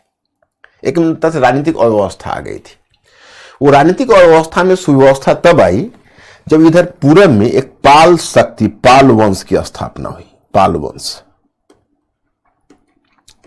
वंश। अब ये पाल वंश का संस्थापक कौन था? आपको मिलेगा गोपाल, जो लगभग 750 ईस्वी सन, याद रखना आवश्यकता नहीं, केवल 8वीं सदी में गोपाल ने, यानी 750 से 770, 8वीं सदी में गोपाल ने पाल वंश की स्थापना की। और गोपाल का उत्तराधिकारी धर्मपाल हुआ, जिसका कल्चरल कंट्रीब्यूशन बहुत है। धर्मपाल के बारे में कहा जाता है कि बहुत सारे विश्वविद्यालयों की स्थापना की। मैं जब धर्मपाल आपको पढ़ाऊंगा तो धर्मपाल के विषय में बताऊंगा कि ही बिल्ट सो मेनी यूनिवर्सिटीज, बहुत सारी यूनिवर्सिटीज बनाए थे। और फिर धर्मपाल का उत्तराधिकारी हुआ देवपाल। तो धर्मपाल ने 770 से 810 तक शासन किया। ईस्वी सन याद रखना आवश्यक नहीं है, मतलब 8वीं सदी के अंत से 9वीं सदी के आरंभ तक शासन किया। और 9वीं सदी में शासन किया देवपाल ने। देवपाल ने क्या किया कि वो उसने असम को, प्रागज्योतिषपुर को भी जीत लिया था। तो उसने अपने साम्राज्य का विस्तार किया था देवपाल ने। ये इस वंश के प्रतापी शासक थे। उसके बाद फिर शासक आए मदनपाल, विग्रहपाल, ये सब कमजोर शासक ही हुए। अब इधर पाल वंश स्थापित हुआ पूरब में। पश्चिम में एक शक्ति स्थापित हुई जिसको कहते हैं गुर्जर प्रतिहार। इसको गुर्जर पाल वंश हुआ तो ये गुर्जर प्रतिहार वंश, ये गुर्जर प्रतिहार वंश ये स्थापित हुए। तो जब आप ये गुर्जर प्रतिहार वंश को देखते हो तो गुर्जर प्रतिहार वंश में इसका पहला कौन है? तो इसके आदि पुरुष में हरिश्चंद्र की चर्चा की जाती है। इसके आदि पुरुष हरिश्चंद्र था, लेकिन हरिश्चंद्र के बारे में हमें बहुत ज्यादा मामला हासिल नहीं है। मतलब माना जाता है कि गुर्जर प्रतिहार वंश का जो इतिहास है वो स्पष्ट हुआ है नागभट्ट प्रथम के समय। दैट इज कॉल्ड नागभट्ट प्रथम। नागभट्ट प्रथम अब कब हुआ? ये 8वीं सदी में हुआ होगा। ईस्वी सन पर बहुत केयर मत लो।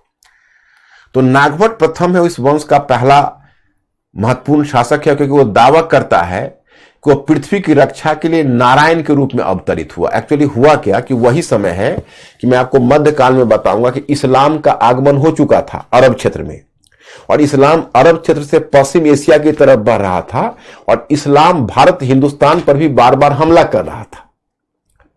तो कुछ जो भारतीय राजवंश थे वो इस मुस्लिम शक्ति से संघर्ष कर रहे थे, और जब मुस्लिम शक्ति से संघर्ष करके वो सफलता प्राप्त करते थे तो काफी जश्न लेने लगते थे।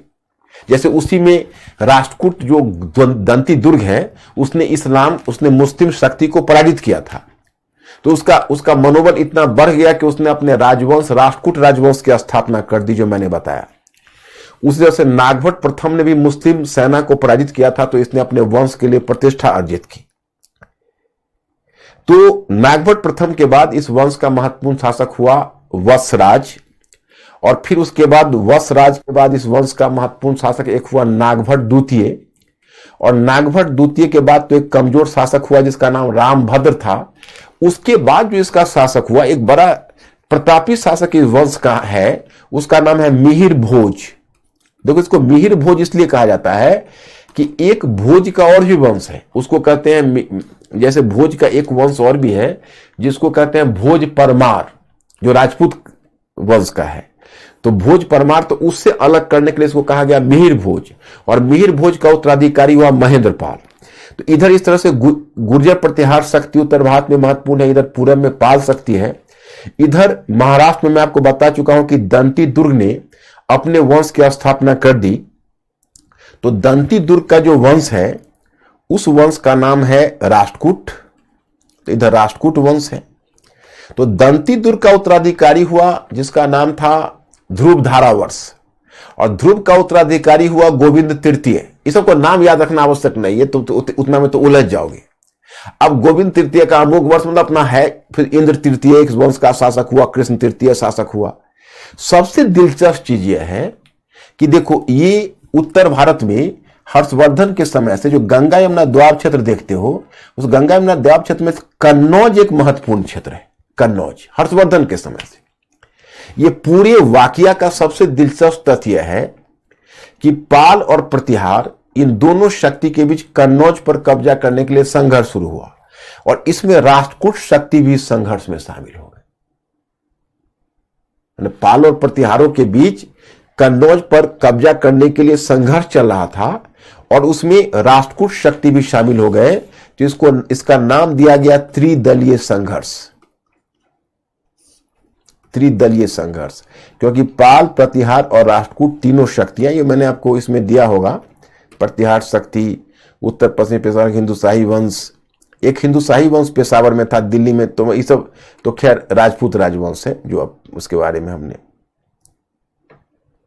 ये सब के वंश के बारे में मैंने आपको सूचना दे दी है। और यहां तक जाके आपका राजनीतिक इतिहास समाप्त हो जाता है। इस जगह पर जाके यहां तक देख लोगे, और फिर दिमाग में आप लोग थोड़ा सेट कर लोगे। और मैं वैष्णवी को भी विशेष रिक्वेस्ट करूंगा कि बिल्कुल हिम्मत रखना। एक बार, केवल इसमें एक बार दिक्कत होती है, एक बार कर लेने के बाद फिर भूल जाओगे, फिर रिवाइज करोगे तो याद आ जाएगा, उसमें कोई शक नहीं। निधि पूछ रहे हैं सर कि गुर्जर प्रतिहार वंश को लक्ष्मण जी का वंश क्यों कहा जाता है? प्रतिहार लक्ष्मण जी का वंश इसलिए कहा जाता है, क्यों? निधि पूछ रही है ना। निधि, आप माइथोलॉजी जानती हैं, माइथोलॉजी जानोगे तो पता चलेगा कि हुआ क्या था कि एक बार राम, मतलब जब महाभारत उत्तर रामायण में शायद है ये कथा, कि राम एक बार कोई ध्यान मग्न थे और लक्ष्मण को कहा था कि तुम दरवाजे पर द्वारपाल की तरह रहो। प्रतिहार द्वारपाल को बोलते थे। तो लक्ष्मण वही प्रतिहार के तौर पर थे। तो दुर्वासा ऋषि आ गए और वो राम से मिलने की आतुरता दिखाई, और राम ने मना कर रहा था लक्ष्मण को, कोई भी आ जाए तुम अंदर आने की अनुमति नहीं देना। तो वह अपने भाई की आज्ञा का पालन कर रहे थे, प्रतिहार थे, मतलब उसके द्वारपाल। तो दुर्वासा ऋषि ने लक्ष्मण को चेतावनी दी, धमकी दी कि if you are not permitting us to enter into this palace, तो then I will give you the curse, मैं आपको शाप दे दूंगा। So Lakshman, after getting confused, he permitted him to move into the palace. So Lord Ram was disturbed, and then he was so furious against Lakshman that he ordered Lakshman to vacate the palace. and to go somewhere. So it was just a punishment for Lakshman. तो उन्होंने लक्ष्मण को आदेश दिया कि आप palace को खाली करो और कहीं और चले जाओ पनिशमेंट में। तो वही जो लक्ष्मण चले गए तो आगे शेषनाग के रूप में ढल गए। यही सब कहानी है। तो चूंकि लक्ष्मण प्रतिहार के रूप में काम कर चुके थे, इसी आधार पर गुर्जर प्रतिहार ने दावा किया कि हम लक्ष्मण के वंशज, इस तरह का दावा किया जाता था। ये सब तो कोई हिस्टोरिकल कैरेक्टर नहीं, आप जानते ही हो। अपने वंश की प्रतिष्ठा प्राप्त करने के लिए, अपने वंश परंपरा को ऊंचा उठाने के लिए वो इस तरह का दावा करते थे। तो इसीलिए दीदी। ओके, और मिस्टर अंकुर विक्रम पूछ रहे हैं कि और सर वातापी की और शाखा है ना?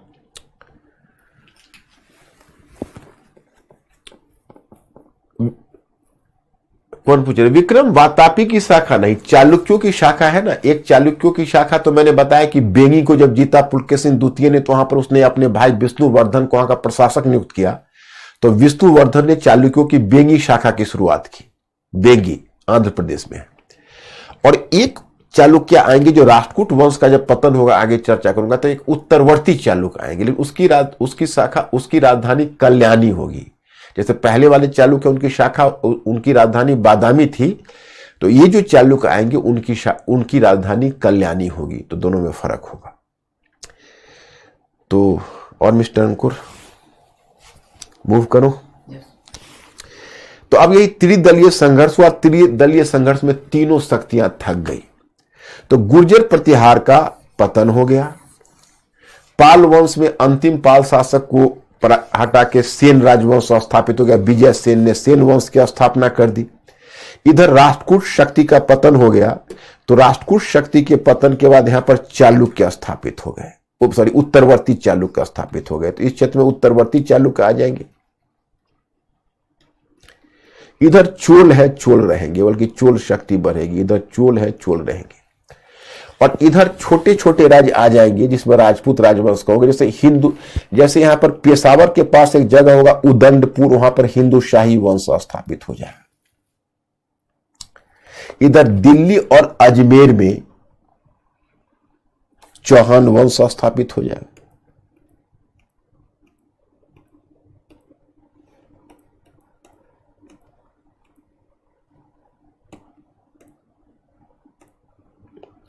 दिल्ली और अजमेर में चौहान वंश स्थापित हो जाएगा। गुजरात में सोलंकी वंश स्थापित हो जाएगा। चौहान में पृथ्वीराज चौहान शुरू होंगे, उससे पहले बिग्रहराज चतुर्थ थे। यहां जो दिल्ली है उसमें पहले तोमर वंश था। तो तोमर वंश को हटाकर दिल्ली में चौहानों ने कब्जा कर लिया था बिग्रहराज चतुर्थ के समय। और इधर गुजरात में सोलंकी वंश स्थापित हो जाएगा। मालवा में परमार वंश स्थापित हो जाएगा, भोज परमार। और इधर कन्नौज में गहरवाल को हटाकर आ जाए, कन्नौज में स्थापित हो जाएंगे। पुष्पभूति के पतन के बाद यहां पर गहरवाल स्थापित हो जाएंगे कन्नौज में। तो गहरवाल कन्नौज में स्थापित हो गए। चौहान अजमेर और दिल्ली में स्थापित हो गए। और मालवा में परमार वंश स्थापित हो गए। गोरखपुर के पास एक डाहल मंडल जगह है जहां पर कलचुरी वंश स्थापित हो गया, कलचुरी वंश। इधर हिंदू शाही वंश पेशावर के पास स्थापित है ही। तो कई यहां पर राजपूत राजवंश स्थापित हो गए। इनका आपस में संघर्ष होने लगा। इन्होंने कला और साहित्य को भी संरक्षण दिया है, जो हम कला और साहित्य में, और नागर शैली जो आर्किटेक्चर का देखोगे उसको राजपूत राजवंशों ने संरक्षण दिया है। मैंने बहुत सारा काम भी राजपूत राजवंशों ने किया है, परंतु यह यहां हमारे विचार का विषय नहीं है। मैं वंश से वाकिफ कराऊं।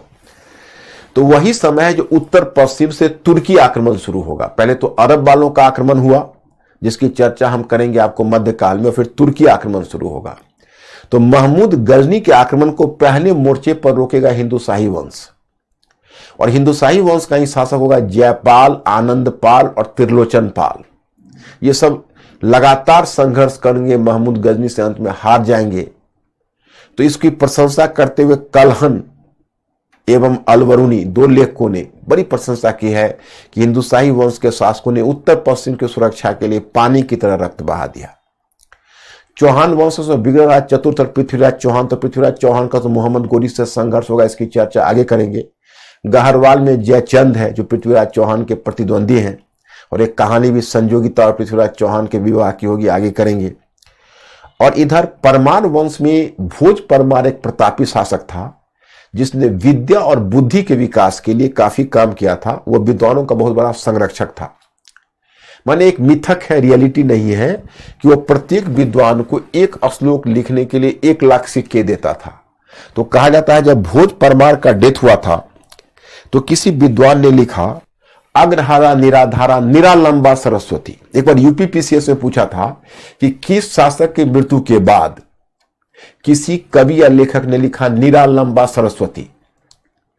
तो भोज परमार की मृत्यु के पश्चात एक शासक ने लिखा निरालंबा सरस्वती, मतलब एक कवि ने लिखा निरालंबा सरस्वती। निरालंबा का मतलब है बिना अवलंब का, माने सरस्वती अब निराश्रय हो गई। ये लिखने का प्रयत्न किया कि निरालंबा सरस्वती, माने अग्रधारा निराधारा निरालंबा सरस्वती,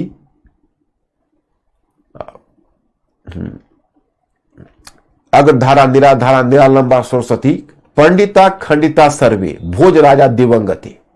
मतलब आज भोज राजा की मृत्यु हो गई तो जितने भी कवि लेखक है वो सब अब निराश्रय हो गए, माने असहाय हो गए, उनको अब आश्रय देने वाला कोई नहीं। ओके, तो इस तरह से कहा गया था भोज परमार के बारे में। तो कुल मिलाकर आप यहां देखते हैं कि यह हुआ राजपूत राजवंश। अब इसकी चर्चा हम लोग मध्यकाल में तुर्की आक्रमण महमूद गजनी के बाद और मोहम्मद गोरी के समय करेंगे। इधर दक्षिण भारत में उत्तरवर्ती चालुक्य शक्ति तो आपने परिचय आपका हो ही गया, और उत्तरवर्ती जो चालुक्य शक्ति है उसके विषय में आपको सूचना मिलती है कि इसमें भी सत्याश्रय जैसे शासक हुए, विक्रमादित्य पंचम हुआ, कई इस वंश के शासक हुए, और इसमें चोल थे। चोल शक्ति दक्षिण भारत के सबसे प्रबल शक्ति बन गए। उसमें दक्षिण भारत में चेर और पांडे को भी चोलों ने पराजित किया। तो कहा जाता है चोल शक्ति का संस्थापक सबसे पहले कौन था पता है? विजयालय था। चोल शक्ति का संस्थापक विजयालय था। ओके, और विजयालय के बाद इसने, विजयालय के बारे में कहा जाता है कि 850 से 75 तक शासन किया था। और विजयालय के बाद आदित्य प्रथम हुआ। आदित्य प्रथम, तो आदित्य प्रथम ने चोल शक्ति का विस्तार किया था। और आदित्य प्रथम के बाद तब हुआ था परांतक प्रथम। तो परांतक प्रथम के समय राष्ट्रकूट शासक ने इस पर हमला किया था। परांतक प्रथम के बारे में कहा जाता है कि उसने पांड्य राज्य को पराजित किया था। लेकिन परांतक प्रथम के समय उधर से राष्ट्रकूट शासक कृष्ण तृतीय हमला करके और फिर इसका आधा भूभाग छीन लिया था। तो इसको धक्का लगा था चोल शक्ति को। लेकिन तभी आगे जब राज राजा प्रथम हुआ, आप लोगों ने अगर PS1 मूवी देखी होगी तो आपने सुंदर चोल के समय चोल शक्ति का पुनरुत्थान हुआ, आपने उस मूवी में देखा होगा, ये बात सही भी है। फिर राज राजा प्रथम हुआ, जिसको आपने नाम सुना होगा, अरमोली वर्मन उसका नाम था। तो राज राजा प्रथम शासक हुआ। तो राज राजा प्रथम महान विजेता था। उसने अपने चोल शक्ति का विस्तार बहुत ही व्यापक किया। और उसने, राज राजा प्रथम के विषय में कहा जाता है कि उसने मतलब अपने सारे पड़ोसियों को पराजित किया। उसने चेरों को पराजित करके, चेर शासक भास्कर बर्मन है, उसकी नौसेना को त्रिवेंद्रम में नष्ट कर दिया। फिर उसके बारे में कहा जाता है कि उसने, जो चोल शासक है, उसने पांड्य शासक को भी पराजित किया। और सबसे बढ़कर श्रीलंका पर हमला कर उत्तरी श्रीलंका को राज राजा प्रथम ने जीत लिया, उत्तरी श्रीलंका को। और इतनी विजय उसने की। अब उसका उत्तराधिकारी, जैसे राज राजा प्रथम ने 985 से लेके 1014 तक शासन किया, और 1012 से लेकर 1044 तक राजेंद्र प्रथम, उसका जो उत्तराधिकारी है, उसने शासन किया है। तो खैर ईस्वी सन तो याद नहीं रहेगा, ईस्वी सन कोशिश भी मत करना, बस एक मोटे तौर पर जान लो कि 10वीं सदी और 11वीं सदी में इन्होंने शासन किया है। तो 1014 तक है राज राजा प्रथम का, और 1012 से राजेंद्र प्रथम का है, क्योंकि उस समय राजकुमार को 2 वर्ष पहले जोड़ दिया जाता था सिंहासन से। तो राजेंद्र प्रथम ने अपने सारे पड़ोसियों को पराजित किया। राजेंद्र प्रथम अपने पिता से भी एक कदम आगे बढ़ गया। क्यों? तो उसने अपने सारे पड़ोसियों को पराजित कर दिया, इतना तक कि पांड्य से उनका राज मुकुट छीन लिया, और पूरे श्रीलंका को जीत के मिला लिया। आधा को तो जीता था, आधा को जीता था राजा राजा प्रथम, और राजा राजा प्रथम ने श्रीलंका को जीतने के बाद उसने उसकी राजधानी अनुराधापुर को नष्ट कर दिया था, और राजेंद्र प्रथम ने पूरी श्रीलंका को जीत लिया। और फिर राजेंद्र प्रथम ने उत्तर का अभियान किया। यह अपने आप में बड़ी विलक्षण बात है कि जिस रूट को पकड़ के समुद्रगुप्त ने दक्षिण का अभियान किया था, उसी मार्ग को पकड़कर राजेंद्र प्रथम ने उत्तर का अभियान किया, और उत्तर के अभियान करके बंगाल पर पाल शक्ति को पराजित किया, और उड़ीसा क्रॉस करते हुए बंगाल गया, और बंगाल में उसने जीता, जिसमें उत्तर भारत में महमूद गजनी का आक्रमण हो रहा था। उस समय दक्षिण भारत में राजेंद्र प्रथम की तूती बोल रही थी, और राजेंद्र प्रथम उस समय 1021-22 में, जिस समय महमूद गजनी, जो मैं मध्यकाल में बताऊंगा, जब वह कन्नौज पर हमला कर रहा था, और जब वह कालिंजर पर हमला कर रहा था, तब इधर दक्षिण से चोल शासक राजेंद्र प्रथम बंगाल पर हमला कर रहा था। और फिर दक्षिण पूर्व एशिया में एक साम्राज्य था, उसका नाम था शैलेंद्र साम्राज्य। तो इसने 1225 में शैलेंद्र साम्राज्य के विरुद्ध 9 सैनिक अभियान किया। चूंकि उस समय चाइना और चोल साम्राज्य के बीच डायरेक्ट व्यापारिक संबंध थे, लेकिन शैलेंद्र साम्राज्य का व्यापारी उस व्यापार में व्यवधान डालता था, इसलिए राजेंद्र प्रथम ने 1025 ईस्वी में दक्षिण पूर्व एशिया के शैलेंद्र साम्राज्य के विरुद्ध भी 9 सैनिक अभियान किया। इस तरह उसने अपना साम्राज्यवादी इच्छा को पूरा किया। अब राजेंद्र प्रथम के बाद फिर राजाधिराज आया। तब तक उत्तरवर्ती चालुक्य और चोलों के बीच निरंतर संघर्ष चलता रहा, और फिर राजाधिराज के बाद वीर राजेंद्र, अधिराजेंद्र, एक के बाद एक शासक आए। फिर राजेंद्र द्वितीय आया, राजराजा तृतीय आया, और फिर 13वीं सदी तक आकर चोल साम्राज्य विघटित हो गया, और 13वीं सदी तक आकर उत्तरवर्ती चालुक्य साम्राज्य भी विघटित हो गया। और इसकी टूटन के बाद दक्षिण भारत में ये 4 राज्य हुए। यहीं पर मैंने समाप्त किया आपके राजनीतिक इतिहास को। यहां पर देखोगे ये महाराष्ट्र में यादव राज्य हुआ, यादव राज्य स्थापित हुआ, यादव राज्य स्थापित हुआ। और इधर आंध्र प्रदेश या वारंगल में काकातीय राज्य स्थापित हुआ, और कर्नाटक में यहां होयसल राज्य स्थापित हुआ, होयसल वंश यानी होयसल वंश था। और इधर सुदूर दक्षिण में मदुरई में पांड्य वंश स्थापित होता है। यादव वंश, काकातीय वंश, होयसल वंश और पांड्य वंश, यही 4 स्थापित हुआ। अब दक्षिण भारत को यूं का त्यों छोड़ दो। जब उत्तर भारत से हम पार्ट 3 में जब आएंगे, और जब हम उत्तर भारत में पार्ट 3 से अलाउद्दीन खिलजी की सेना के साथ दक्षिण आएंगे, तो अलाउद्दीन खिलजी की सेना के साथ दक्षिण आकर, और तब हमारा सामना, तब जो मलिक काफूर के अधीन जो अलाउद्दीन खिलजी की सेना आएगी, वह यादव राज्य को, काकातीय राज्य को, होयसल राज्य को और पांड्य राज्य को से संघर्ष करेगी। तो हम वहां पर उसकी सेना के साथ दक्षिण आएंगे। फिलहाल हम यहां तक पहुंच रहे हैं, तो यहां पर आपको मैटर में आप देख लीजिएगा, लास्ट में आपका यहीं पर समाप्त हुआ है। महाराष्ट्र क्षेत्र में देख रहे हो, या यहां पर राष्ट्रकूट शक्ति की स्थापना, फिर चालुक्य शक्ति की स्थापना, और चोल शक्ति देवगिरी का यादव राज, वारंगल का काकातीय राज, द्वार समुद्र का होयसल राज और मदुरई का पांड्य राज। यहीं पर आके, यही 4 है, यहीं पर आके आपका काम समाप्त हुआ है। तो यहां तक एक बार आए। अब देखो, मैं आपको बताना चाहूंगा कि अगर अलग अलग हम आते, राजनीतिक, फिर प्रशासन, फिर अर्थव्यवस्था, फिर समाज, फिर संस्कृति, तो फिर इसको जोड़ने में और दिक्कत हो जाती। तो एक ही बार जोड़ना है, वैदिक काल से पूर्व मध्य काल तक। इसको रिवाइज करना है और एक से दूसरे को कनेक्ट करना। फिर मैं कनेक्ट करना बताता हूं। मिस्टर अंकुर, मैं स्टूडेंट से ओके और एनी प्रॉब्लम?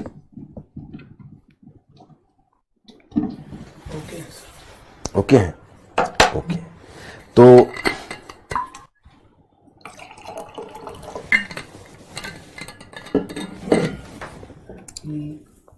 निखिलेश पूछ रहे हैं कि सर से पूछिए कि आपने दिल्ली में विगर राज 4th बताया था, नोट्स में 2nd दिया हुआ है।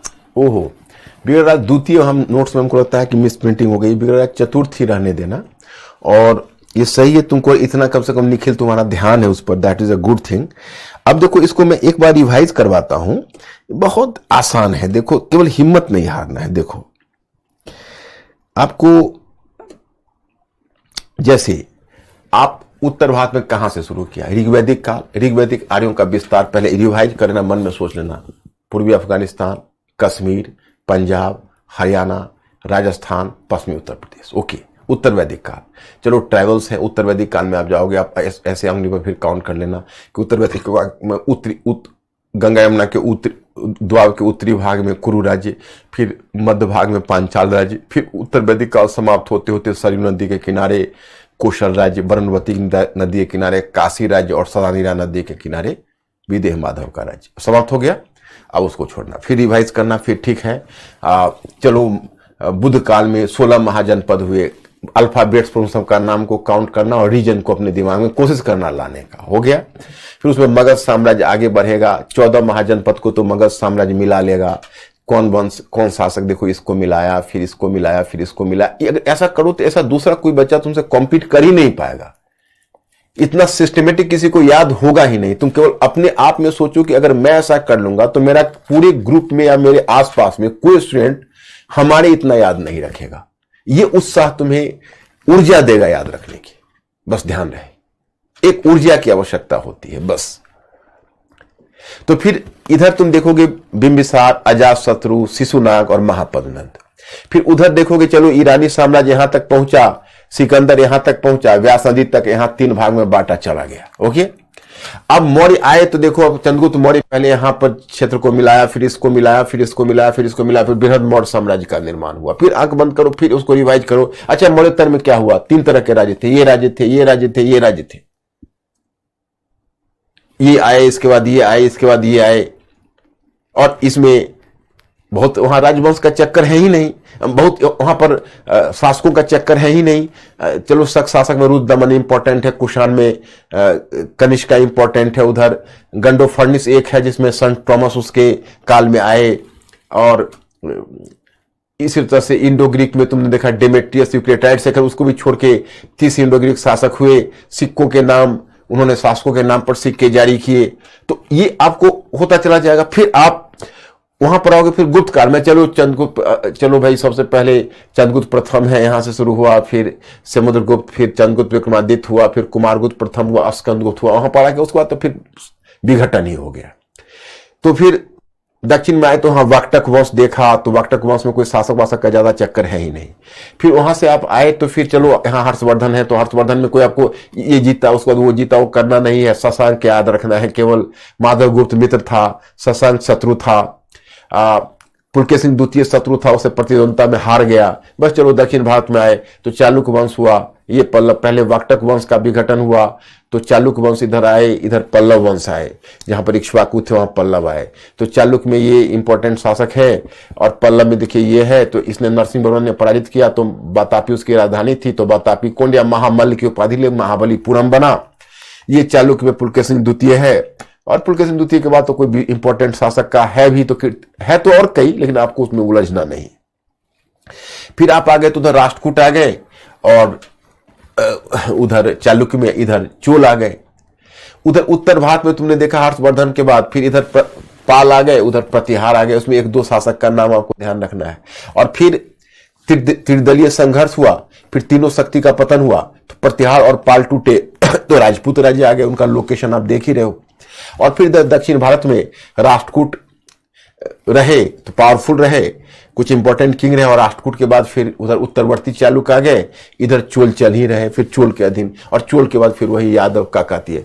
तो एक एक को पहले रिवाइज करके उसके दिमाग में तुम हल्का एक के बाद सेट करना, फिर 5 मिनट, अब एक बार में नहीं होगा तो 1 घंटे में इसको रोक देना। कल तक तुम लोग टाइम दो, तो इस पर कल तक टाइम दो। फिर मैंने प्रशासन कल करना है, प्रशासन के बाद समय बच गया तो अर्थव्यवस्था की तरफ चलेंगे। वो अब देखो उसमें दिक्कत नहीं है, वो तो आपको अब चेंजेज में वहां पर कम हो जाएगा फैक्ट। राजनीतिक इतिहास से ज्यादा है, राजनीतिक इतिहास ही केवल ज्यादा है, बाकी प्रशासन अर्थव्यवस्था समाज तो एक बार में हो जाएगा, क्योंकि उसमें मुख्य रूप से कॉन्सेप्चुअल पार्ट ही समझना पड़ता है और थोड़ा बहुत फैक्ट्स है। और इसमें फैक्ट तो एग्जाम्पल है, लेकिन ये मुश्किल नहीं है कि बस केवल तरीका अपनाने की आवश्यकता है। तो क्या बोलते हो, कवर कर लोगे?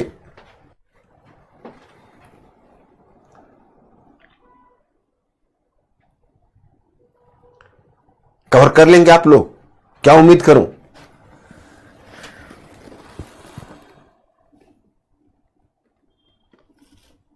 यस। ओके। और इधर मेरे वेबसाइट पर क्या बोल रहे हैं बच्चे?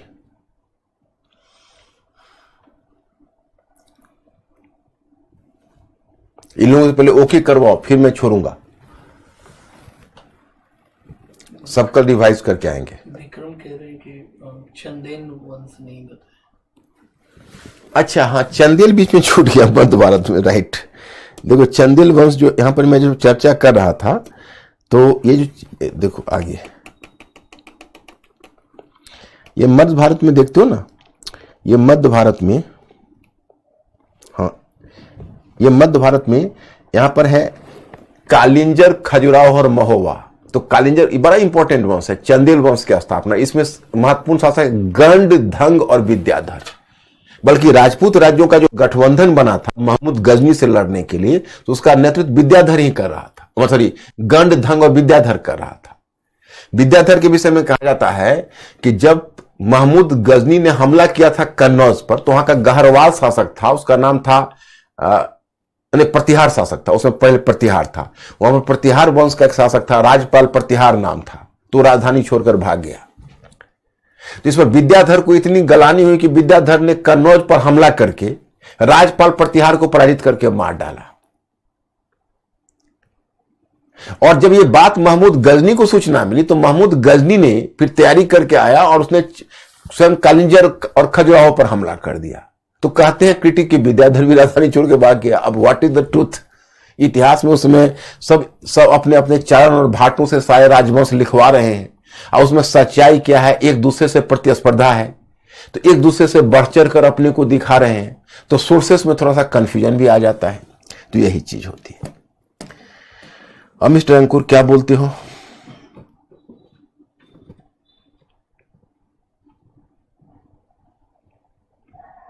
तनुजा पूछे सर, तोमर राज्य क्या है?